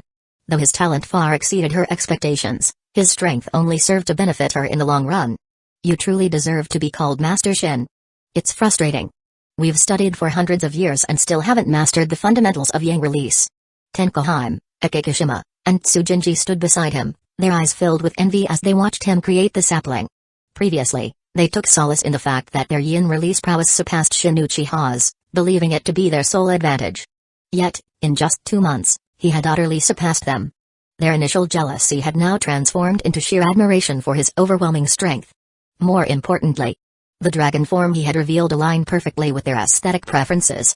For the 3 snake princesses, who had remained single for centuries in Ecchi Cave, seeing Shin Uchiha in his dragon state was akin to a succubus stumbling into a den of men. Their eyes sparkled with a dangerous mix of reverence and hunger, and it wouldn't be an exaggeration to say they were practically drooling. Yet, Shin Uchiha maintained his composure. After all, the 3 snake princesses were the White Snake Sage's subordinates. Who knew what scheme she might be plotting? The White Snake Sage herself, an old woman with an eerie, somber disposition, was difficult to predict. The last thing Shin Uchiha wanted was to fall into some ridiculous trap for the sake of fleeting pleasures. Chapter 58 Today, Shin Uchiha had finally mastered everything he needed to and was now heading to Mount Mayabaku to complete his final sage mode. Afterward, he planned to use the unique ability of his left Mangekyo Sharingan, Reflection, to merge and construct an entirely new sage mode. Given that he could already use both the sage modes of Ecchi Cave and the Shikatsu Forest simultaneously, Shin Uchiha was confident in his ability to create something unparalleled. Then, this is where we part ways for now, White Snake Sage. I am grateful for your guidance during my time here. And to you 3, Tenka, Ecchi, and Tsujinji, thank you for taking care of me during my stay. I've been here long enough. It's time for me to move on. Shin Uchiha expressed his gratitude to the 3 snake princesses standing before him. For the past 2 months, they had been tending to his daily needs in Ecchi Cave. Had it not been for them, he might have ended up sleeping out in the open, much like how things had been during his time in the Shikatsu Forest. The 3 snake princesses wore expressions of reluctance upon hearing that he was leaving. You're going? Shin-sama, I hope you visit often. I'll be waiting for you always. Tenka said with a sultry smile. Why not stay a little longer and have some fun? It's rare to meet a human who's interested in me. If you leave, I'll be so bored again. Ecchi pouted, wrapping her tail around his wrist playfully. Ecchi, don't make things difficult for Shin-sama. He has his own path to follow. However, Tsujinji would also love for you to visit often. Tsujinji said, her words smooth yet carrying an undeniable undertone of expectation. Shin Uchiha found himself momentarily speechless, uncertain how to respond to the attention of the three beauties. At that moment, the White Snake Sage chuckled and interjected, if you three feel so strongly, then why don't I officiate a summoning contract between you and Shin Uchiha? That way, you'll always be connected, and he can summon you whenever he wishes. What do you think? The White Snake Sage's slitted eyes turned toward Shin Uchiha, gauging his reaction. Hearing this, Shin Uchiha naturally had no reason to refuse. There was no limit to the number of summoned creatures a shinobi could contract, and this would only be beneficial to him. Tenka, Ecchi, and Tsujinji exchanged glances and smiled in satisfaction. Under the White Snake Sage's supervision, the contract was swiftly established. Without further delay, Shin Uchiha activated the reverse summoning jutsu and vanished, heading straight for Mount Mayabaku. Once he was gone, the White Snake Sage turned to the three princesses with a knowing smirk. I know what you three are thinking. If you truly desire him, then go ahead and capture his heart. I won't stop you. The sage had noticed how the trio had grown attached to Shin Uchiha during his stay. Of course, this wasn't entirely a coincidence, she had subtly orchestrated it. After all, the best way to ensure loyalty was through deep personal bonds. If the three princesses closest to her were to develop a relationship with Shin Uchiha, then he would be bound to Ruchi Cave forever. The old toad and the slug queen can teach him sage mode at best, but Hey, I can send my most trusted people straight into his bed. This is my advantage. The White Snake Sage tossed her flowing orange hair back, her expression one of smug satisfaction. It didn't take long for Shin Uchiha to reach Mount Mayabaku. In just a single day, he had completely mastered the Mayabaku sage mode. The elders of the mountain, including Brahma Fukasaku and Shima, nearly had their eyes pop out of their sockets in disbelief. Upon learning that Shin Uchiha had already mastered the sage modes of Ruchi Cave and Shikatsu Forest, they were slightly less shocked, but even so, his speed was simply incomprehensible. It had taken him less than a day to go from absorbing natural energy to perfecting the Mayabaku sage mode. The toad markings on his face were the undeniable proof. While Brahma Fukasaku was still questioning the very foundations of the world, Shin Uchiha took the opportunity to slip away. Deep within Mount Mayabaku, the great toad sage, who had long been in slumber, slowly opened his ancient eyes. A descendant of the Uchiha clan. Since his arrival, my dreams have been thrown into chaos. The path of the future. It is no longer what I once foresaw. Now, everything depends on fate. The great toad sage murmured, his voice filled with deep uncertainty. His prophetic dreams had been altered by Shin Uchiha's existence. He no longer knew whether this change was for the better or worse, and at this point, he lacked the power to intervene. All he could do was watch as events unfolded. Upon returning to Hidden Leaf Village, Shin Uchiha decided to visit Tsunade. However, when he arrived in her quarters, she was nowhere to be found. Running a finger over the dust gathered on the wooden desk, he raised an eyebrow. No one's been here for about 2 months. Did she head to the battlefield? Before he could contemplate further, a soft pop sounded beside him, and a small slug appeared on the table. Master Shin Uchiha, Lady Tsunade has gone to the Shikatsu Forest to train. She won't be back for some time. Huh? Shin Uchiha was momentarily stunned. Hadn't it been said that Tsunade lacked the aptitude for sage mode? How was she suddenly capable of learning it now? Noticing his confusion, the small slug explained further, a substantial amount of natural energy had accumulated in Lady Tsunade's body. Over time, it began altering her physique, awakening her Senju lineage to its full potential. As a result, she became qualified to practice sage mode. She is now progressing rapidly, adjusting to her new abilities within the Shikatsu Forest. As the slug finished its explanation, Shin Uchiha turned his head away awkwardly. He had a sneaking suspicion as to why so much natural energy had gathered within Tsunade's body. After all, he had personally pumped her full of it. He hadn't expected his enhancement sessions to have such a side effect. This needed further testing. He had to see if the same effect applied to Mikoto, Kanako, Kashina, and the others. Suppressing the smirk creeping onto his face, Shin Uchiha watched as the little slug vanished, its task complete. Shaking off his thoughts, he decided it was time to share his latest accomplishments with Mikoto and the others.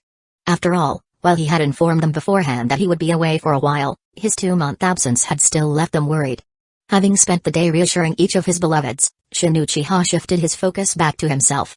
With my mastery over yin release, my ocular energy replenishes at an incredible rate. I should have just enough power now to use soul reflection and construct my very own sage mode. His words were quiet, yet filled with conviction as his 8-pointed star Mangekyo spun wildly in his left eye. Chapter 59 Combine the 3 sage modes of Shikatsu Forest, Mount Mayabaku, and Ecchi Cave, and construct a unique sage mode suited to your own physique. With the continuous consumption of massive amounts of ocular power, the techniques, natural energy ratios, and amplification capabilities of the 3 sage modes that Shin Uchiha had mastered began to be reconstructed and merged. This was not a blind fusion. Shin Uchiha was fully aware of the strengths and weaknesses of each sage mode. What he needed to do now was to refine the best aspects, eliminate the limitations, and create something unparalleled. A dark high shadow-like mask naturally formed around his eyes, while a vast amount of natural energy was forcefully drawn from the surroundings, flooding into his body. This was no longer harmonious absorption, it was outright blunder. Shin Uchiha resembled a divine tree planted by the Otsutsuki clan, siphoning the very life force and essence of the world itself. His chakra was no longer just an ordinary fusion of natural energy to form senjutsu chakra. Instead, his body absorbed natural energy as if it were fuel, directly refining it into pure chakra and even nourishing his very cells. The sage markings on his face slowly faded, replaced by an intricate dragon-shaped tattoo slithering across his skin. Finally, the tattoo settled on his back, forming the image of a dragon raising its head toward the heavens, its jaws open wide as if it were about to devour the world. At that moment, Shin Uchiha opened his eyes. His irises, still golden like before, now carried a deeper, more primal glow, no longer merely borrowed power, but something intrinsic, something natural. He clenched his fists, feeling the overwhelming strength surging through his body. It worked. But my left eye is almost blind. Shin Uchiha frowned slightly as his vision blurred in his left eye, the strain of the transformation having taken its toll. Yet, he did not panic. His new sage mode was constantly absorbing natural energy, steadily converting it back into ocular power to restore what was lost. And this sage mode was vastly superior to the 3 he had mastered before. The first major breakthrough was that he could now enter sage mode instantly, just like Hashirama Senshu, or even maintain it indefinitely. The dragon tattoo on his back acted as a conduit, continuously drawing in natural energy and integrating it into his chakra network. However, the absorption efficiency was lower than when he actively entered sage mode. In this state, it was like being in a half-awakened mode, constantly taking in nature's energy, but at a manageable pace. Over time, this would lead to a gradual refinement of his chakra until his entire system was fully transformed into sage chakra. His physical body, too, would evolve, his cells becoming more resilient, his natural lifespan extending beyond ordinary human limits. The reason why the great slug sage, the white snake sage, and the toad sage could live for centuries, or even millennia, was because their existence had almost merged with natural energy itself. If I continue this long enough, I might reach their level. At the very least, surpassing 1,000 years of life was no longer a mere fantasy. The second major breakthrough was that this newly reconstructed sage mode retained the advantages of all 3 traditional styles. His enhancements now covered ninjutsu, taijutsu, ganjutsu, and even ocular techniques across the board. The balance of power had shifted in his favor. Using yin-yang release in this state would be far easier, more natural. Moreover, his regenerative abilities and chakra recovery rate now exceeded those of Shikatsu Forest's sage mode by a significant margin. Still, Shin Uchiha wasn't about to start lopping off his limbs to test his healing factor, so for now, he could only speculate about its full extent. One thing was certain, his body no longer required sustenance the way it once did. The dragon tattoo's passive absorption of natural energy was sufficient to meet all of his nutritional needs. I see. So I don't even need to eat anymore. He mused aloud before deactivating sage mode. Even now, he could maintain this form for over an hour without strain. And as his body continued to adapt, that duration would only increase. Eventually, if his transformation reached its peak, if his body learned to generate natural energy on its own, sage mode would become his default state, his natural existence. Raising his hand, he summoned his chakra, watching as a raw Sengon began to form in his palm. The normally vibrant blue sphere now carried a faint golden hue. My chakra has changed. He could sense it clearly. Something within his chakra had evolved, refined beyond its previous state. And it reminded him of the Otsutsuki clan. The Otsutsuki had an ability known as karma, a method of encoding their very existence into others, like a compressed file slowly unpacking within a new vessel until resurrection was complete. The Six Paths Sage and his 2 sons, Ajra and Indra, had also passed on their chakra through reincarnation, Though unlike the Otsutsuki, their process lacked the ability to fully preserve soul information. Shin Uchiha pondered over this, his mind drifting toward a shocking realization. Could it be that my chakra is now recording the information of natural energy itself, gradually evolving? The Otsutsuki's karma was too distant a concept for him to analyze directly, but there was something much closer to home. Jugo. The very source of Orochimaru's curse mark. A man born with the ability to naturally absorb and regulate nature's energy, albeit imperfectly. Jugo possessed two notable techniques. Cellular expulsion, which allowed him to transfer his own chakra-infused cells into another's body to heal wounds, so long as the recipient was compatible with the curse mark's energy. And cellular assimilation, which allowed him to absorb the flesh and cells of others, integrating them into his own body for rapid regeneration. To give another person your own cells without rejection, you'd need to rewrite the genetic structure of those cells to make them compatible. And to absorb someone else's cells into your own body, you'd need to reprogram their genetic makeup to match yours. Chakra serves as the medium for this transformation, overriding and merging genetic factors on a fundamental level. His mind flickered to the Fourth Shinobi World War, when transplanted Sharingan eyes had functioned like plug-and-play devices. It was the same principle. Upon transplantation, the user infused their own chakra into the eye, forcing it to conform to their genetic structure. A bold idea surfaced in Shin Uchiha's mind. If chakra was fundamentally an extension of the body and soul, then it must already contain genetic and spiritual information. So what if he deliberately encoded someone else's genetic data within his own chakra? Could he directly acquire their bloodline abilities and physique? A sudden realization struck him like a thunderclap. My right eye's Mangekyo ability, soul sacrifice, it's already doing this, just at a crude level. His mind raced back to the beginning. Every time he had absorbed another ninja's chakra and vitality, he had inherited new chakra properties. When he had drained the life force of an Uzumaki, he had awakened the Uzumaki clan's legendary vitality and chakra reserves. Shin Uchiha exhaled slowly. He hadn't expected that, by simply following his instincts, he had already begun to touch upon something terrifying. A method of evolution far beyond what any shinobi had ever achieved before. B Chapter 60 Shin Uchiha whispered excitedly, his thoughts racing as he realized something profound. Right now, I'm only using it passively. But if I can actively channel my chakra to record this information, then His voice trailed off, his mind recalling a being from another world, Cars, the ultimate life form from JoJo's Bizarre Adventure, who had transcended the limitations of all living creatures. He clenched his fists, suppressing his excitement. This is still just a theory. It'll take time to perfect it. He reminded himself, taking a deep breath to steady his thoughts. First things first, he needed a short-term goal. Let's start small. If I can extend my Sage Mode duration to a full 24 hours before the third war begins. His expression hardened with resolve. Once I master it, my strength in Sage Mode should be at the Super Kage level. By then, when Madara Uchiha is truly gone, I will be strong enough to suppress the entire ninja world on my own. A fire burned in his eyes as he considered the obstacles ahead. The only real threats left will be the Otsutsuki clan that will eventually appear and a Sage of Six Paths lurking in some unknown realm. A smirk tugged at his lips. One step at a time. My plans are already set in motion. For years, he had hidden his ambition, lying in wait like a predator watching its prey. His past weakness had forced him to suppress his desires. But now, it was time to bare his fangs. His musings were interrupted by an official missive delivered to his quarters. A transfer order. Saratobe Hiruzen had assigned him to the border between the Land of Wind and the Land of Fire, reinforcing the front line. His brow furrowed as he examined the document. Something's off. This doesn't match the battle situation I remember. He tapped his fingers against the wooden table, contemplating the implications. At this point, Hidden Leaf Village was still in its prime under the rule of the third Hokage and Denzo. The village hadn't yet suffered the talent drain it would in the years to come. Plus, he had personally worked with Tsunade and others in the Land of Rain to take down Hanzo the Salamander. Unlike the original timeline, where Hidden Leaf Village had lost entire squads in that war, his intervention had ensured minimal casualties. Logically, those surviving forces should have been redirected to another front. And yet, judging by the urgency of this order, Hidden Leaf Village was already at a disadvantage.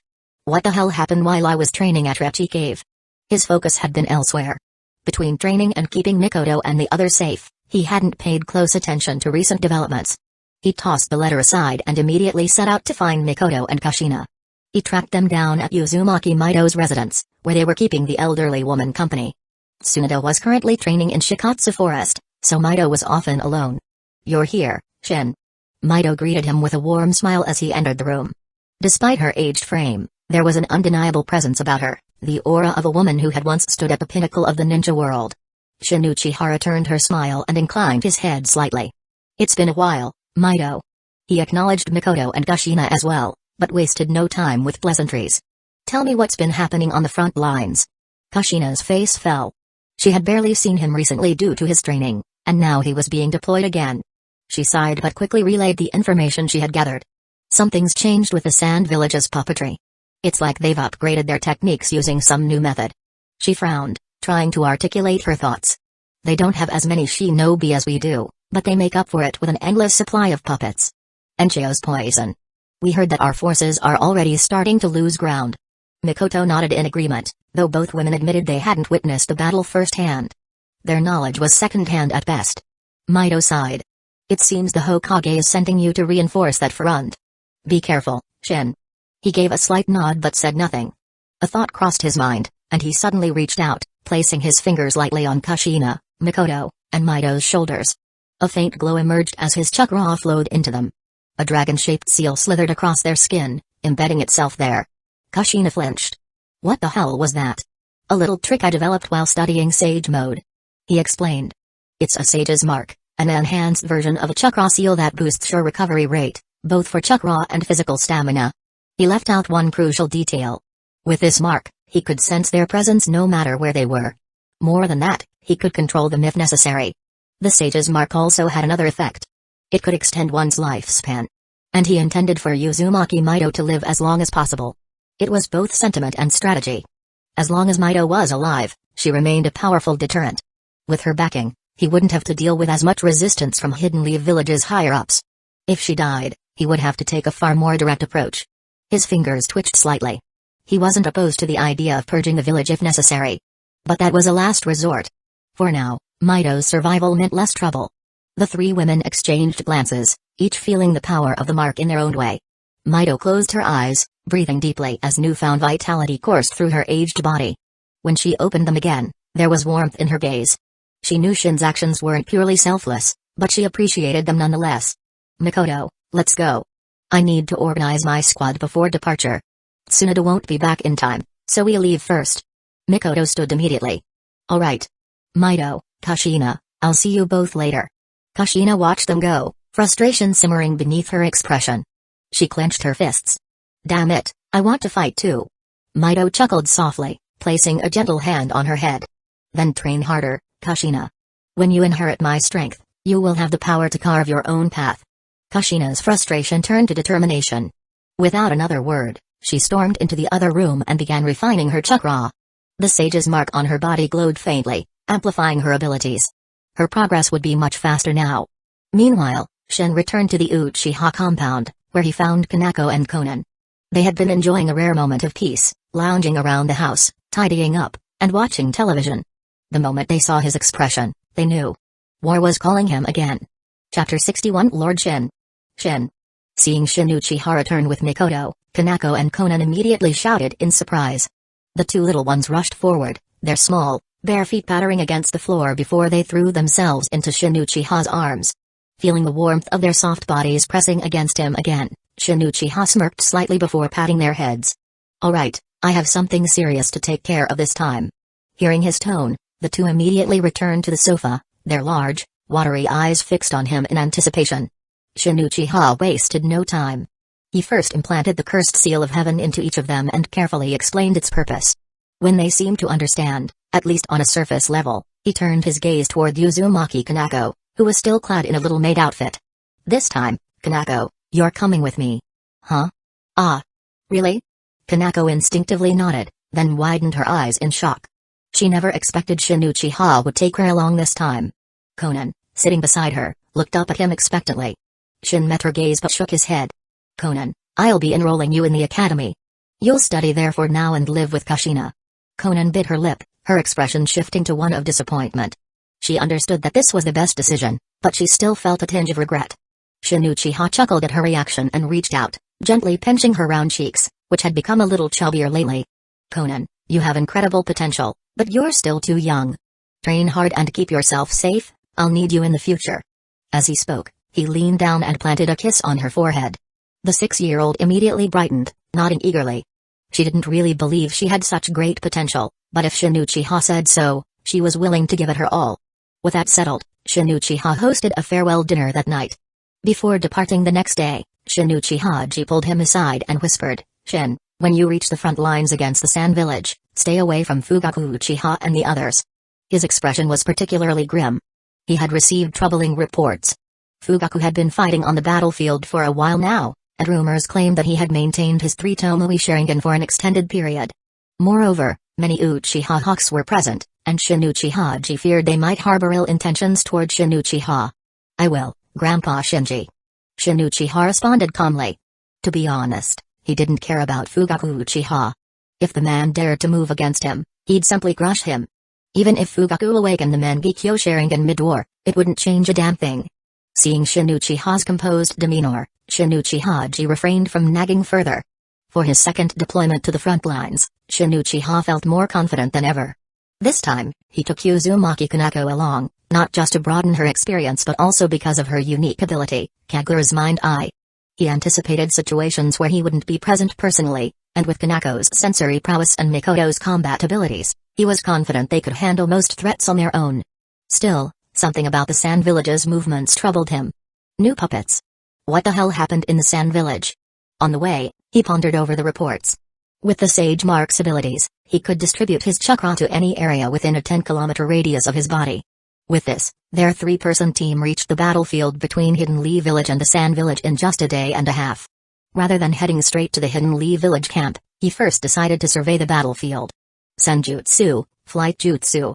Shin Uchiha entered Sage mode, manipulating his Senjutsu chakra to defy gravity, soaring thousands of meters into the sky. From this vantage point, he observed the battle below. "You've gotta be shitting me." Hidden Lee Village is getting its ass handed to them. The battlefield was nothing like he expected. Sand Shinobi were controlling an army of clay puppets, while thick clouds of poison gas choked the air. So, the Sand Village has upgraded from wooden puppets to clay puppets? The mere existence of these clay constructs wasn't what shocked Shin Uchiha. What intrigued him was how, when a clay puppet was destroyed by an explosion tag, it instantly reformed, purple chakra threads knitting it back together seamlessly. With his heightened perception, Shin Uchiha identified something strange at the core of each puppet, providing them with this insane regenerative power. And even more concerning, this ability didn't seem to consume the puppet master's own chakra. Using Kagura's Mind Eye, Shin Uchiha examined them more closely. Each clay puppet contained a distinct chakra signature. This chakra signature. It's somewhat similar to natural energy? His eyes narrowed. To fully understand, he'd have to capture and dismantle a couple of these things. With puppets that didn't fear death and constantly regenerated, it was no wonder Hidden Lee Village was struggling. Logically speaking, only a handful of Sand Shinobi should be proficient in puppetry. But there are too many of them on this battlefield. Frowning, Shin Uchiha decided not to dwell on it further. He had seen enough. After confirming the battlefield situation, he led Mikoto and Kanako toward the Hidden Lee Village camp. As soon as they arrived, a guard recognized him and grew visibly excited. "Lord Shin Uchiha. I fought alongside you in the last battle. It's great to see you again." "Oh? Oh, right. Yeah, long time no see." Shin Uchiha squinted at the Hidden Lee Village ninja, but he had no memory of him whatsoever. The only ones he ever remembered were pretty girls. After exchanging some small talk, the guard led him toward the central war tent. As he approached, the sound of heated arguments leaked from within. "Why the hell are the Uchiha always put on the front lines? We have no choice. We have to hold the line. You're not the only ones suffering casualties." Amidst the bickering, Shin Uchiha strode in, pushing aside the curtain. The room fell silent. Everyone turned to stare at him. "Why are you all looking at me?" Shin Uchiha grinned and casually dropped into an empty seat. "I'm just here to watch the show. You guys keep going." His complete lack of concern immediately darkened the faces of Toyama Uchiha and Fugaku Uchiha, who were seated near the front. Noticing that Shin Uchiha had deliberately avoided sitting near them, both men scowled. TCH. Given Shin Uchiha's growing reputation, they didn't dare voice their irritation outright. But deep down, they cursed him for not showing any loyalty to the Uchiha clan. For Shin Uchiha, though, he couldn't care less. Chapter 62. Shin Uchiha didn't care who was on the right side. He was here as an individual, nothing more. Seeing that Shin and Toyama Uchiha didn't share a good relationship, the others felt relieved. If Shin had sided with Toyama, his growing reputation would have made him a formidable presence. As the head commander, Tsukumo Hatake was relieved that the heated debate on the field had temporarily ceased. After shooting Shin a friendly look, he stepped forward to ease the situation. Alright, enough. Shin Uchiha just arrived. Let's not make the atmosphere any more tense than it already is. Tsukumo commanded. The moment he spoke, the Hyuga, Okimaki, Nara, and other prominent Hidden Leaf village clans fell silent. The tension lifted slightly. Tsukumo observed Shin closely. Unlike other Uchiha, who often carried an air of arrogance, Shin did not seem to have that sense of superiority. Most Uchiha acted as though they walked above the world, expecting others to acknowledge them as the best. But Shin was different. His demeanor was calm, composed, and far too mature for someone his age. After a brief moment of contemplation, Tsukumo explained the current state of the war to Shin. The frontline battle was as dire as he had seen before. The introduction of new clay puppets had shifted Hidden Leaf Village from an even footing to a disadvantage. These clay puppets have only appeared in the last 3 months. Tsukumo began. We managed to capture one, and its internal structure is bizarre. There's a chakra core inside, which grants it regenerative abilities and near-limitless durability. Even low-ranking sand shinobi, after learning to control chakra threads, can easily manipulate these things on the battlefield. He gestured toward the deconstructed puppet on the wooden table, speaking gravely. Compared to this, even Chio's poison isn't as much of a threat. He admitted. Worse yet, the number of these puppets is increasing rapidly. Almost all traditional puppets have been replaced by these new models. Shin examined the inner workings of the puppet, his sharp eyes scanning its components. With this level of consistency, they must be mass-produced. He concluded. There has to be a production facility somewhere. Destroying it would cripple their offense. Hearing Shin pinpoint the root of the issue so quickly, Tsukumo nodded approvingly. We've considered that approach as well. Tsukumo said.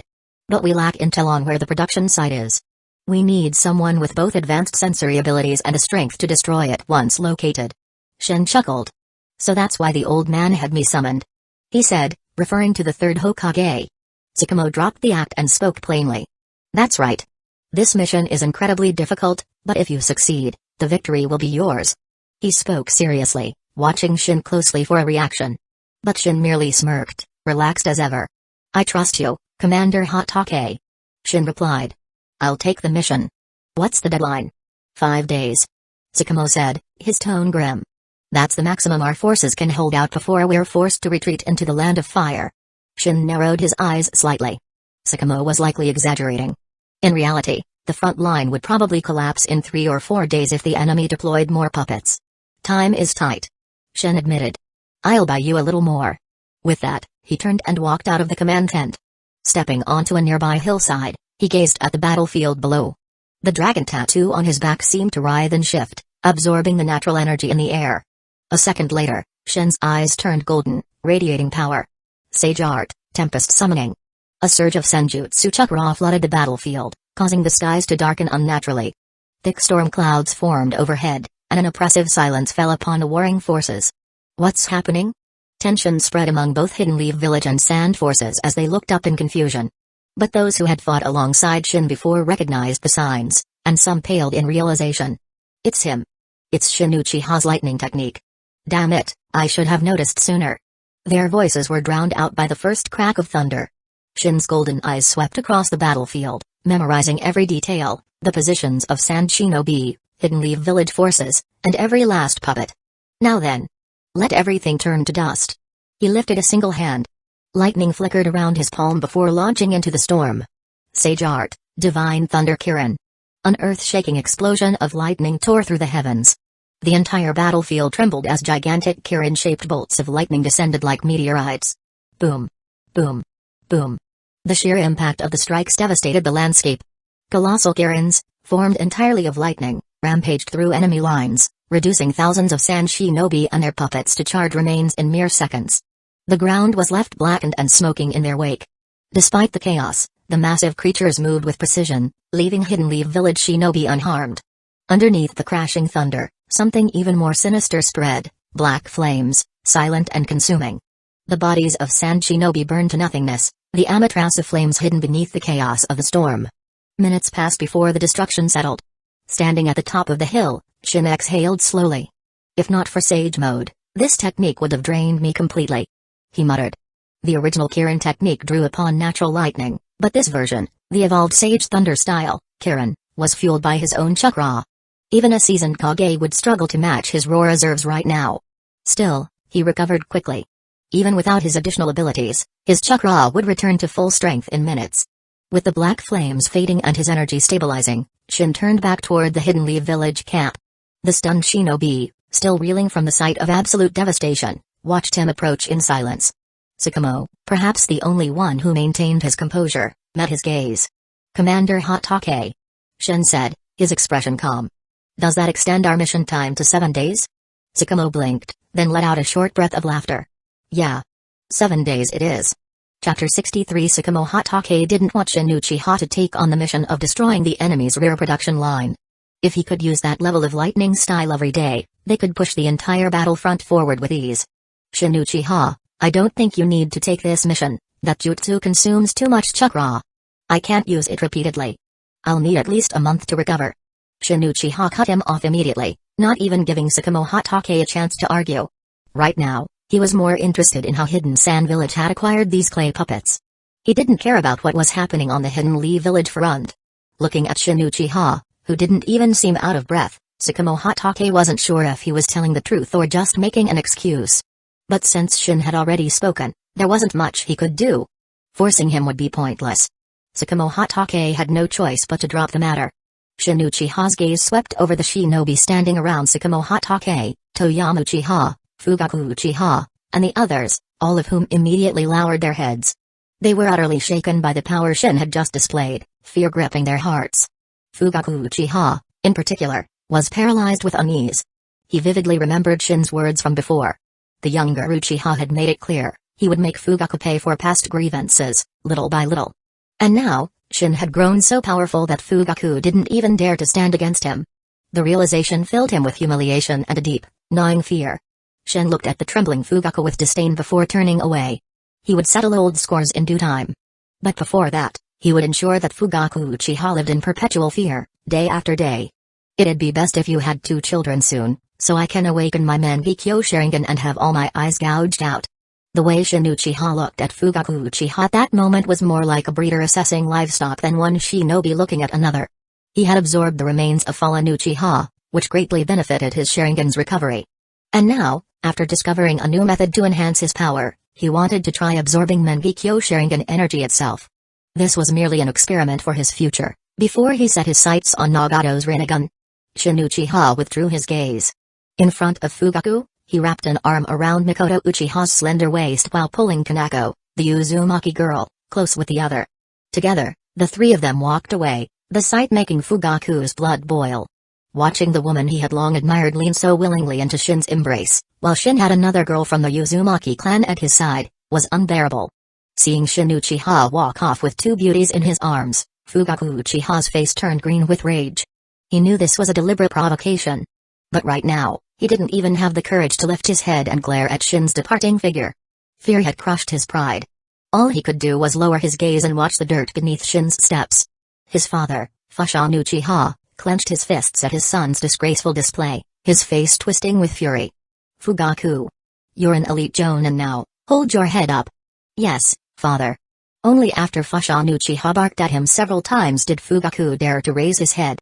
Realizing that Shin had disappeared from sight, he finally exhaled, as if a crushing weight had been lifted from his chest. A few shinobi nearby, well aware of the conflict between Fugaku and Shin, couldn't help but snicker. "Humphrey. What the hell are you laughing at?" Toyama Uchiha snapped, his 3 Tomoe Sharingan glaring at them like daggers. Silence fell instantly, but Fugaku knew all too well that he was being mocked. Toyama's attempt to defend him only deepened his humiliation. The emotions boiling inside him eventually transformed into resentment toward Shin Uchiha. Meanwhile, Shin found a secluded camp to rest for the night. Once only Mikoto and Kanako remained with him, he moved his fingers slightly. A small sphere of iron sand wrapped around several chakra cores emerged from the ground. These were cores he had secretly collected while destroying the clay puppets earlier. Observing the swirling purple chakra inside the cores, Shin extended a finger and touched one lightly. Threads of purple energy seeped into his body, making his eyes widen. What an interesting chakra. It contains even greater power. Purple chakra. Could this be the dragon vein? The sensation was eerily familiar. The real reason he had rejected Tsukumo Hatake earlier was that he suspected these puppets contained Dragon Vein Chakra. The Dragon Vein was a natural energy source from the ancient kingdom of Uran, an energy exclusive to this planet, capable of incredible feats. In the original timeline, it was even used to travel through time and space. Shen compared the current events to what he knew of the future. If the time-traveling villain from the original story arrived during the Third Shinobi War, then why is Hidden Sand Village using Dragon Vein Chakra now, during the Second Shinobi War? If his guess was correct, then the course of history was already shifting beyond his expectations. He had to go to the Land of Wind and investigate. There was something happening with Hidden Sand Village that wasn't supposed to happen yet. How did the Sand Village get access to the Dragon Vein so early? This level of development is absurd. While Shen was deep in thought, news of his devastating attack on the Sand Ninja forces had already reached Hidden Sand Village's command base. What? You're telling me all of our forces were wiped out? In the main tent, Chio, the chief commander of the Sand Front, shot to her feet, roaring in disbelief. Things had been going so well, and now, everything had been turned upside down in an instant. Who could tolerate such a disaster? Suppressing her anger, she turned to her second-in-command. From now on, no matter how many of those clay puppets we send, make sure they're fully reinforced. Lady Chio, you know our current relationship with Uran is delicate. Only their queen has the ability to control the Dragon Vein's power, and she needs to cooperate willingly for us to speed up production. The adjutant hesitated, then added, however, the village is planning to tighten its grip on Uran. Soon enough, their queen will have no choice but to obey. I don't care how you do it. This is the key to Hidden Sand Village's rise. We must ensure it stays under our control. Chio already understood the implications of the adjutant's words, but she didn't hesitate. They had discovered Uran by accident in the deserts of the Wind Country. And through ancient records, they had learned that Uran's royal family controlled a unique and powerful chakra source, the Dragon Vein. After years of covert operations, Hidden Sand Village had infiltrated Uran's leadership and gradually gained access to its chakra. Now, they were one step away from full control. Chapter 64. In recent months, the Hidden Sand Village has been making full use of the power of the Dragon Vein. To prevent the Dragon Vein from being sealed away with a powerful Fuinjutsu, they responded to the growing fear among the other nations by leading a full-scale assault on the Uzumaki clan. After wiping them out, they intensified the development and usage of puppets powered by the Dragon Vein, pouring vast amounts of manpower and resources into their creation. Step by step, they have amassed a formidable army of clay puppets. Unlike traditional puppets that require a skilled puppeteer with ample chakra reserves, these clay puppets operate independently. As long as someone can give them basic commands, they can engage in combat. The internal Dragon Vein chakra core supplies them with endless power. This drastically lowers the bar for puppet users, making the technique more accessible. However, the chakra core of each puppet needs to be periodically recharged with energy from the Dragon Vein. Only the Hidden Sand possesses the means to do this. Even if another village were to acquire these clay puppets, without a steady supply of Dragon Vein chakra, they would be nothing more than lifeless husks. This monopoly grants the Sand Village a natural advantage, and they go to great lengths to keep it a secret. Outside of a handful of high-ranking officials and elite shinobi, almost no one knows the truth behind the puppets. Now, the Sand Village is ready to seize this opportunity. They plan to use their clay puppet army to crush the Hidden Leaf Village. Claiming the title of the strongest hidden village will allow them to expand their territory, seizing more fertile lands from the other nations. With an army of tireless, chakra-fueled puppets, they can continue their campaign, conquering one village after another. This is the grand strategy of the Sand Village. As one of the village elders and war strategists, Chio has played a pivotal role in orchestrating this scheme. She has pushed the plan forward with relentless determination. Her hatred for Hidden Leaf Village runs deep. Ever since Tsukumo Hatake, the White Fang, cut down her grandson's parents, she has burned with the desire for revenge. She throws more and more troops into the battlefield without hesitation, obsessed with the thought of tearing Tsukumo Hatake apart limb by limb. As long as the clay puppet reinforcements keep coming, she refuses to consider the long-term consequences of her actions. In the Sand Shinobi war camp, orders are issued one after another.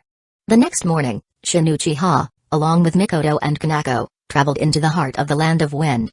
As soon as they crossed the border, they could feel the shift in the environment. The lush forests of the Land of Fire gave way to a dry, barren wasteland. What a desolate place. It's nothing but sand and rocks. Mikoto and Kanako muttered as they trudged deeper into the desert. If they had been born in such an environment, they felt like their futures would have been doomed. There are pros and cons to every land, Shinichi-ha said with a smirk as he placed a hand on the ground. A moment later, he murmured, magnet style, gold dust manipulation. Fine golden grains began to rise from the desert floor, swirling into the air. As the gold dust gathered into a compact mass, it soon formed a fist-sized orb of pure gold. All gold? Even just that small sphere was worth at least 1,000,000 ryo. Shinichiha's mind raced. His sensory abilities told him that the entire land of Win was filled with hidden gold deposits. This situation reminded him of the oil tycoons from his previous life. It's a shame that shinobi civilization has stagnated. If the sand village had modernized properly, they would be absurdly rich. Muttering to himself, Shinichiha continued refining the gold dust while marching toward the sand village. Wandering blindly through this vast desert was pointless. Who knew where Uran was? Shinichiha had no clue about its exact location. Rather than searching aimlessly, he figured he'd go straight to the sand village and ask them directly. If the dragon vein had nothing to do with this, he could always raise the village to the ground and become a hero of the war. If it was connected, then he had even more opportunities to manipulate the situation. The dragon vein's power is enough to allow someone to travel through time and space. Shinichiha's heart pounded with excitement. He wanted to obtain this power. No, he wanted to control it. Even if he couldn't use it now, who was to say he wouldn't figure it out in the future? Just like his left eye's ability. It wasn't fully matured yet, but in time. The importance of the dragon vein in his mind had skyrocketed. Navigating the endless desert was a nightmare. Even with a detailed map, Shinichiha almost lost his way multiple times. After making a few adjustments, they finally arrived at the outskirts of the sand village. Mikoto, Kanako, stay here. I'm going in alone. Yes. The two girls obediently nodded. Sage invisibility jutsu. Shinichiha used a technique similar to the one used by the Toad sages to mask his presence. His body gradually faded, vanishing completely like a mirage. With his Kagura mind's eye suppressing his chakra signature, his concealment surpassed even the techniques used by the sages. Soon, he arrived at the sand village's barrier. Recklessly barging in would only trigger an alarm. TCH. The sand village's barrier is garbage. He scoffed. With the Fuinjutsu knowledge he had acquired from the Uzumaki clan and Tsunade, dismantling the barrier was child's play. Release seal. With a single touch, he silently tore open a one-man wide entrance and slipped inside. The sand village lay before him, a dull landscape of earthen buildings, bleak and colorless. Even standing here, he could taste the sand in the air. Kagura mind's eye. Shinichiha ignored the depressing scenery and got straight to work. Expanding his sensory net, he quickly located the strongest chakra signatures in the village. The building in the center, the one with the wind symbol. That's the Kazekage's office. Rather than heading straight there, he decided to split into multiple clones to investigate simultaneously. As for the strongest chakra presence in the village, he would handle that himself. After forming 3 shadow clones, they dispersed in 4 different directions. Shinichiha himself made his way toward a heavily fortified section of the village. The moment he arrived, he knew he had found something important. 3 Jonin, 10 Chunin, and 30 Geinin. Such a large force stationed in one place, this had to be something critical. He wasn't in the mood for games. A chilling white glow formed in his palm. For the first time since developing it, he was about to use particle style in real combat. Dust style, detachment of the primitive world jutsu, blade form. Under his refined chakra control, the deadly technique took the shape of a long, gleaming sword. Chapter 65 Shinichiha gripped the particle style-infused longsword tightly and burst forth from the shadows. Instant transmission with lightning, instant movement. The fusion of the 6 styles instant transmission technique with the lightning chakra mode propelled Shinichiha forward at an explosive speed exceeding 10 times the speed of sound in an instant. To any onlookers, all that remained visible was a fleeting black blur and the glint of a sword. Swish. The station's sand shinobi barely had time to react before the assault landed. Shinichiha, moving at supersonic speeds, slashed cleanly through their ranks with his particle-style longsword. The cuts were seamless, slicing through flesh and armor like a hot knife through butter, leaving no time for resistance. Jonin and Geinin alike were reduced to dismembered remains before they even processed what had happened. By the time the last body fell, Shinichiha had already appeared before the entrance of an earthen stronghold. The 2 Jonin guards stationed at the door barely had time to react when beams of particle style erupted from within their bodies. Without so much as a scream, they were reduced to nothing, disintegrated at the atomic level, leaving behind only the faint afterglow of their existence. TSK, this thing really hits like a maxed out ability. In game terms, it's pure damage, instant kill on contact. If not for the need to avoid unwanted attention, Shinichiha would have preferred to use their bodies for further experimentation. He assessed his chakra expenditure. Even just a controlled burst of particle style eats up a lot of chakra. Thankfully, his reserves were substantial. Between his naturally vast chakra pool and the additional reserves sealed within his yin seal, he had more than enough fuel to keep particle style active. The only real downside is the casting delay when using it freely. It's much easier to shape it into a weapon and attack directly. With that thought, Shin Uchiha dismissed his sword, pushed open the heavy doors, and stepped inside the earthen structure. Contrary to his expectations of finding a council of high-ranking sand shinobi, the interior was starkly empty. At the center of the room stood a sturdy steel cage, furnished sparsely with a simple bed and a small table. Within the confines of this cage was not a feral beast, but a girl. She was young, likely no older than 10, with short, sandy brown hair and deep indigo eyes. Despite her imprisonment, she was undeniably beautiful, her pale skin reminiscent of delicate porcelain, smooth and untouched by sunlight. Her lips were thin, naturally rosy, an inviting contrast to the bleakness of her surroundings. Upon noticing Shin Uchiha, the girl's gaze held no fear or hostility. Instead, her soft, warm smile exuded a calm charm that stirred a protective instinct. "Hello, are you the new ninja assigned to monitor me?" she asked in a delicate voice, her tone laced with a fragile innocence. Shin Uchiha narrowed his eyes. "A girl this young? Did I sense wrong?" "No. She is definitely the one-tailed Jinchuriki." The vast reserves of chakra within her confirmed his suspicions. He had initially planned to locate high-ranking sand shinobi, yet he had stumbled upon something far more significant. Splitting a portion of his attention, he directed his shadow clones to continue searching for important figures while he remained behind. Reaching the level of a six-paths shinobi required something extraordinary.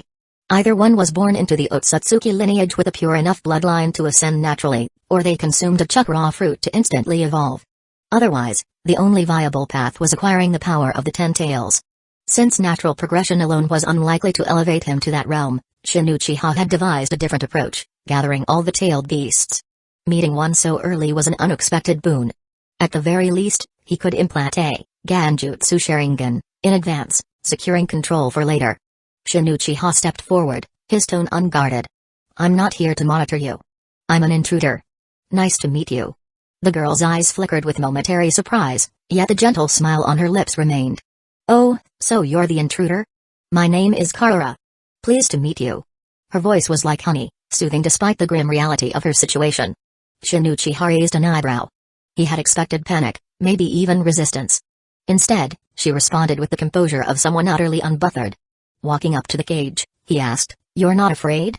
Karura placed a hand on her chest and shook her head lightly. "I can sense your kindness, Sir Intruder. My intuition tells me you won't hurt me. And meeting someone new is always a good thing." Her words were gentle but tinged with an unspoken loneliness. From her demeanor and current situation, Shin Uchiha could easily deduce the truth. She had been locked away ever since becoming the one-tailed Jinchuriki. Indeed, just as he suspected, Karura was the second vessel chosen after the previous host, Fubuki, perished. Like her predecessor, she had been confined in isolation, treated less as a person and more as an entity. In the eyes of the Sand Village, there was no Karura. She was simply Shukaku. The previous Jinchuriki had died only a few months ago, and she had been forced to inherit his burden. Had recent events in the Sand Village not forced an early change, the next successor should have been the infamous Gaara. Things are shifting more than I expected. With a sigh, Shin Uchiha raised his hand, activating particle style. In the next instant, a concentrated beam of chakra sliced through the reinforced steel cage like paper. The barrier that even the rampaging Shukaku couldn't breach was rendered useless in a single motion. Karura's eyes widened in astonishment. Even if Shukaku went wild, it wouldn't be able to break through this cage so easily. "No wonder you made it in here. Did you take out all the guards outside?" She was well aware of the intricate seals placed on her confinement. That this man had shattered them so effortlessly left her stunned. "Just a simple trick." Shin Uchiha replied dismissively.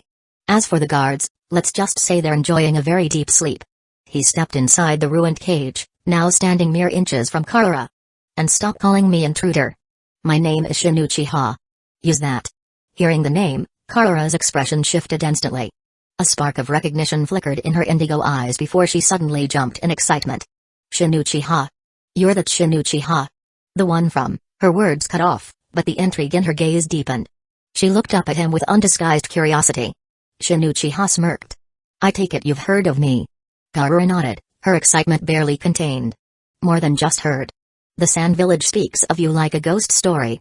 But I didn't expect you to be this." She trailed off, looking him over before flashing a teasing smile. Handsome. Shinichi chuckled. Flattery will get you nowhere, but I'll take it. The young Jinchuriki giggled, and for the first time in a long while, she felt something she thought she had lost, hope. And Shinichi. He had just found a crucial piece to his grander plan. Chapter 66 Master Shinichi, you are the legendary, Hidden Leaf Village Thunder God. I heard that you are about the same age as me, but you look so tall. Karura approached Shinichi, her face slightly flushed as she scanned his entire appearance. To be honest, this was the first time she had been this close to the opposite sex. After all, she was a prisoner now, barely allowed any contact with the outside world. I train regularly.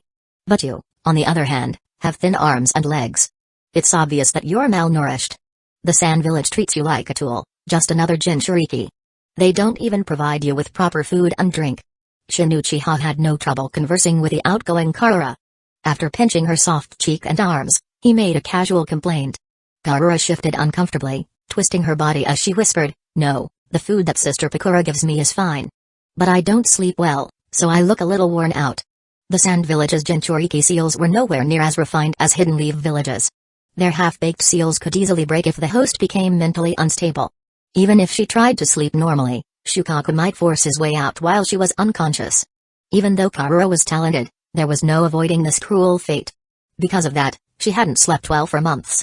The pale complexion, the haggard look, it all stemmed from her exhaustion. After saying this, Karura looked up at Shinichi again. "Master Shinichi, you came to kill me, didn't you? Why would you think that?" Her words took him aback. He hadn't expected her to bring up something so grim so casually. What surprised him even more was her expression. She didn't look scared. She wasn't clinging to life, nor did she seem particularly resigned to death. She was simply stating a fact, like she had accepted it long ago. "Lord Shinichi, I heard that Hidden Leaf Village and the Sand went to war. You invaded our village, and now you're here with me. Wouldn't it make sense for you to tear Shukaku out of me and let him run wild to cause chaos?" Her words weren't unreasonable. That was the logical way to handle a Jinchuriki in wartime. But instead of answering, Shinichi smirked and shook his head. His red Sharingan eyes bore into hers. "Karura, you guessed wrong. I'm not here to kill you. I don't kill cute girls." His voice was smooth, almost teasing. "And what I want to do is help you." As soon as he said this, the pattern in his eyes shifted. Mangekyo Sharingan. The moment their eyes met, Karura's consciousness was yanked into another space. Splash. A crisp sound echoed as the two of them stepped onto the thin surface of water. The surroundings were dim and vast, stretching endlessly in all directions. "Where is this?" Karura looked around cautiously before subconsciously reaching for Shinichi's hand. She had no idea what had just happened. One second they were talking, and the next, they were here. "Not an illusion," Shinichi said casually. "I brought you here to meet the one responsible for all your sleepless nights." His voice echoed through the empty space. Karura's breath hitched. She already knew what he meant. And sure enough, a massive shadow loomed before them. Roar! A deafening roar shook the air as a hulking, monstrous figure burst out of the darkness. Shukaku. The one-tailed beast. A massive tanuki, its body covered in dark blue curse marks, glared at them with pure malice. "Ah!" Karura shrieked in fear and instinctively clung to Shinichi's arm. She had never seen Shukaku up close like this before. Only in her nightmares. Every time he appeared, it was to torment her. Shinichi chuckled. "Ha! I didn't expect you to be scared. You seemed pretty fearless just now." His teasing voice made her face heat up. When she realized she was still clinging to him, she quickly let go, flustered. I'm not that brave. Shukaku is terrifying." Ignoring her embarrassment, she shifted her gaze back to the beast. Even though she was still trembling slightly, she forced herself to face it. Shukaku was inside a crude prison, surrounded by jagged earth spikes. But there were no proper chains, and the setup seemed sloppy. "My god, this seal is garbage," Shinichi muttered with a smirk. "No wonder you haven't had a good night's sleep since becoming a Jinchuriki." He glanced at Shukaku, utterly unfazed. Shukaku, on the other hand, snorted in irritation. "Tch. Uchiha brat, what the hell do you want? And why'd you drag this weakling here?" His gruff voice was full of arrogance, but his body language told a different story. He wasn't making any sudden moves. If it had just been Karura's mind inside this space, Shukaku would have tormented her without hesitation. But Shinichi, that was different. Those crimson eyes, the Mangekyo Sharingan, Shukaku remembered them well. A certain Uchiha in the past had beaten the hell out of all the tailed beasts. And now, there was another one standing before him. Seeing the hesitation in Shukaku's gaze, Shin Uchiha grinned. "No need to act all grumpy on our first meeting," he said mockingly. "I get it, though. You're pissed. After all, I came here to shut you up." There was a dangerous glint in his eyes. Shukaku immediately bristled. "I ain't some damn raccoon, you little shit." His temper exploded as he swung his massive claw toward Shin Uchiha, intent on crushing him. Karura gasped and squeezed her eyes shut. Boom. The impact of the strike sent a shockwave through the space. When she opened her eyes again, what she saw made her breath catch in her throat. Shin Uchiha had countered Shukaku's attack with a single punch. And not only that, his punch had destroyed Shukaku's entire claw. The beast itself recoiled in shock. "You're even weaker than I thought," Shin Uchiha said, grinning. His expression turned downright predatory. Bang. Bang. Bang. 3 shadow clones materialized beside him, each crackling with raw electricity as they entered lightning chakra mode. They wasted no time. In an instant, they shot toward Shukaku at blinding speed. "What kind of joke is this? I am not weak." Shukaku's furious roar shook the space. His pride had been wounded. Only 3 clones? Against him, a great-tailed beast? This Uchiha brat was mocking him. And he'd make him pay for it. Chapter 67 Wind Style, Air Bullet.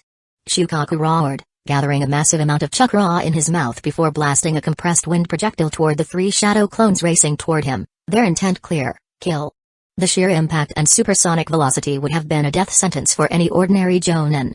But in front of these 3 shadow clones, all clad in lightning-style chakra mode and wielding the power of the Mangekyo Sharingan, it was laughably inadequate. So slow. As the words left his mouth, a shadow clone raised his hand, lightning surging violently. Chidori Spear. Shin Uchiha's clone extended his Chidori into a razor-sharp spear, thrusting it forward at lightning speed. The 2 techniques clashed, and though wind style naturally held an advantage over lightning style, the Chidori Spear functioned more like a blade than raw energy. The result? The Chidori Spear tore through the air bullet like a javelin through paper, completely nullifying it. Boom. The shockwave thundered through the battlefield as the Chidori Spear continued forward, piercing through half of Shukaku's massive head, sending a spray of sand everywhere. As a chakra construct, Shukaku wasn't capable of dying so easily. But this horrifying display of raw power still sent a shiver down his monstrous spine. Outrageous. How the hell does a damn shadow clone have this level of strength? Something's wrong. This is completely wrong. For the first time in centuries, Shukaku felt a flicker of the same fear he once had when he faced Madara Uchiha and Senju Hashirama. Yet the other 2 clones weren't idle either. They raised their hands, forming Rasengans infused with fire-style chakra. The spiraling orbs ignited, expanding rapidly, their size increasing hundreds of times in mere moments. Sage Art, Super Dragon Flame Rasengan. The 2 clones leaped high into the air, their Rasengans now towering behemoths, tens of meters in diameter. With the force of meteors, they slammed them down toward the struggling Shukaku. The great beast raised its massive tail in a desperate attempt to defend itself, but its efforts were as futile as a frail woman trying to fend off a gang of muscle-bound warriors. The 2 Super Dragon Flame Rasengans collided against Shukaku's body, driving him straight into the earth. The intense heat fused with the terrifying rotational force, crushing and grinding his form into the ground. As the flames raged, the spiraling Rasengans continued to expand, growing larger and larger, until, boom. The explosion erupted like a nuclear detonation, waves of scorching flames consuming everything in their path.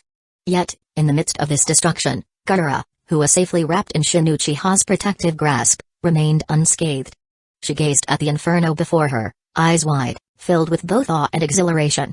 At the center of the devastation, Shukaku lay battered and broken, his size reduced to a fraction of what it once was. His body was riddled with burns and wounds, flames licking at his torn form. He didn't even have the strength to groan, looking more like a dying animal than the fearsome one-tail. Pop. Pop. Pop. The 3 shadow clones vanished, their mission accomplished. Shin Uchiha turned his gaze toward the girl still nestled in his arms. "Karura, how long are you going to stay in my embrace?" he teased, a smirk playing on his lips. Karura, her previously pale face now tinged with a faint blush, quickly flailed her legs before sliding down from his arms, landing onto the water's surface with practiced ease. Her attention, however, was immediately pulled back to the wreckage before her. "Shin Uchiha-sama. You're incredible. You actually defeated Shukaku." Her voice held disbelief, reverence, and something else, something darker. "The villagers. They fear this thing so much. It's a demon to them. But as she looked at the struggling form of Shukaku, her heart wavered. Isn't this too cruel? It used to scare me too, but it never actually hurt me. For the first time, pity crossed her mind. The once terrifying beast, the source of her suffering, now looked like nothing more than a beaten animal. Shin chuckled, ruffling her hair. You're too kind-hearted. But don't worry, it'll be fine. He gestured toward the fallen beast. I held back. Even though it looks pitiful now, it'll recover soon enough. Shukaku, hearing this blatant lie, internally screamed, held back? You call this holding back? You fucker. Yet, trapped in his weakened state, he could do nothing but lie there in silence. Karura, on the other hand, believed Shin's words completely. Despite her pity, the resentment she had harbored for years, the pain of isolation, of being treated like an outcast, still lingered deep inside. Shin had given her justice. That alone made her admiration for him grow even stronger. Now then, let's finish things up. I just need a little bit of your chakra. Shin stepped forward, locking eyes with the crippled beast. His Mangekyo Sharingan spun wildly, its intricate design reflecting in Shukaku's pupils. Ganjutsu, Sharingan. Shukaku's consciousness was instantly trapped, unable to resist. At the same time, the true power of Shin's right eye, soul sacrifice, activated. Dark, cursed flames surged forward, devouring chunks of Shukaku's chakra and transferring them directly into Shin's body. A surge of energy flooded his system. He could feel it, the wind-natured chakra coursing through him, strengthening his affinity. There's even a hint of natural energy. He mused. This strengthens my sage mode as well. An idea formed in his mind. If he could collect the chakra of all 9-tailed beasts, his left eye, soul reflection, might be able to fuse their energies, elevating him to the level of the Sage of Six Paths. Perhaps he wouldn't even need to become the 10 Tails Jinchuriki. After all, there were risks to being a Jinchuriki. More than that, the 10 Tails was, ultimately, a vessel for Kaguya's rebirth. If there was another way to reach the peak, he'd take it. Well, Shukaku, I'll be seeing you again. Shin smirked, patting the massive beast's head as if it were a docile pig. When Shukaku inevitably recovered, he'd simply return to trim some fat once more. Slowly, Shukaku, still trapped under the effects of the Mangekyo Sharingan, nodded blankly. With the battle over, Shin turned back to Karura, flashing her his usual smug grin. All done. I had a little chat with Shukaku. He won't give you any trouble anymore. In fact, if you want, you can start using his power. Eh? Karura's eyes widened in shock. She had never imagined that the terrifying existence that had haunted her life could be reduced to this, a subdued pet, entirely within Shin's control. Before she could fully process everything, their surroundings began to shift, their consciousness returning to the real world. As their eyes snapped open, Karura's gaze softened, an intense warmth growing in her expression.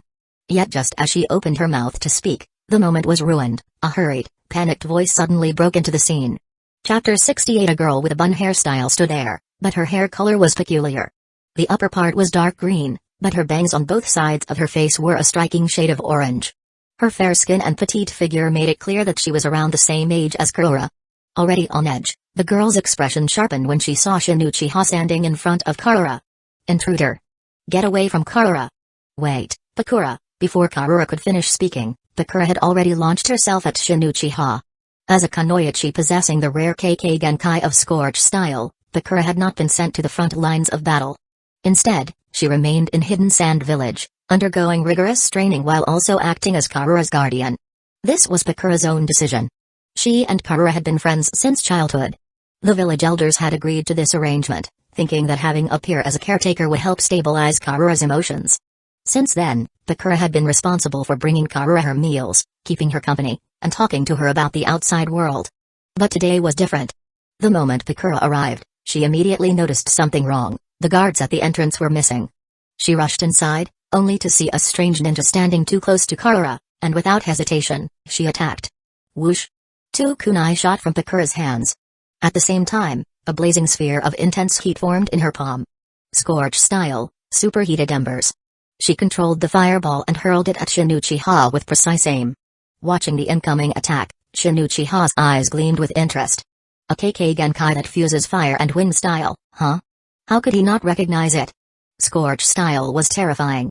The orbs created by Bakura didn't just burn, they evaporated moisture on contact, mummifying their victims within seconds.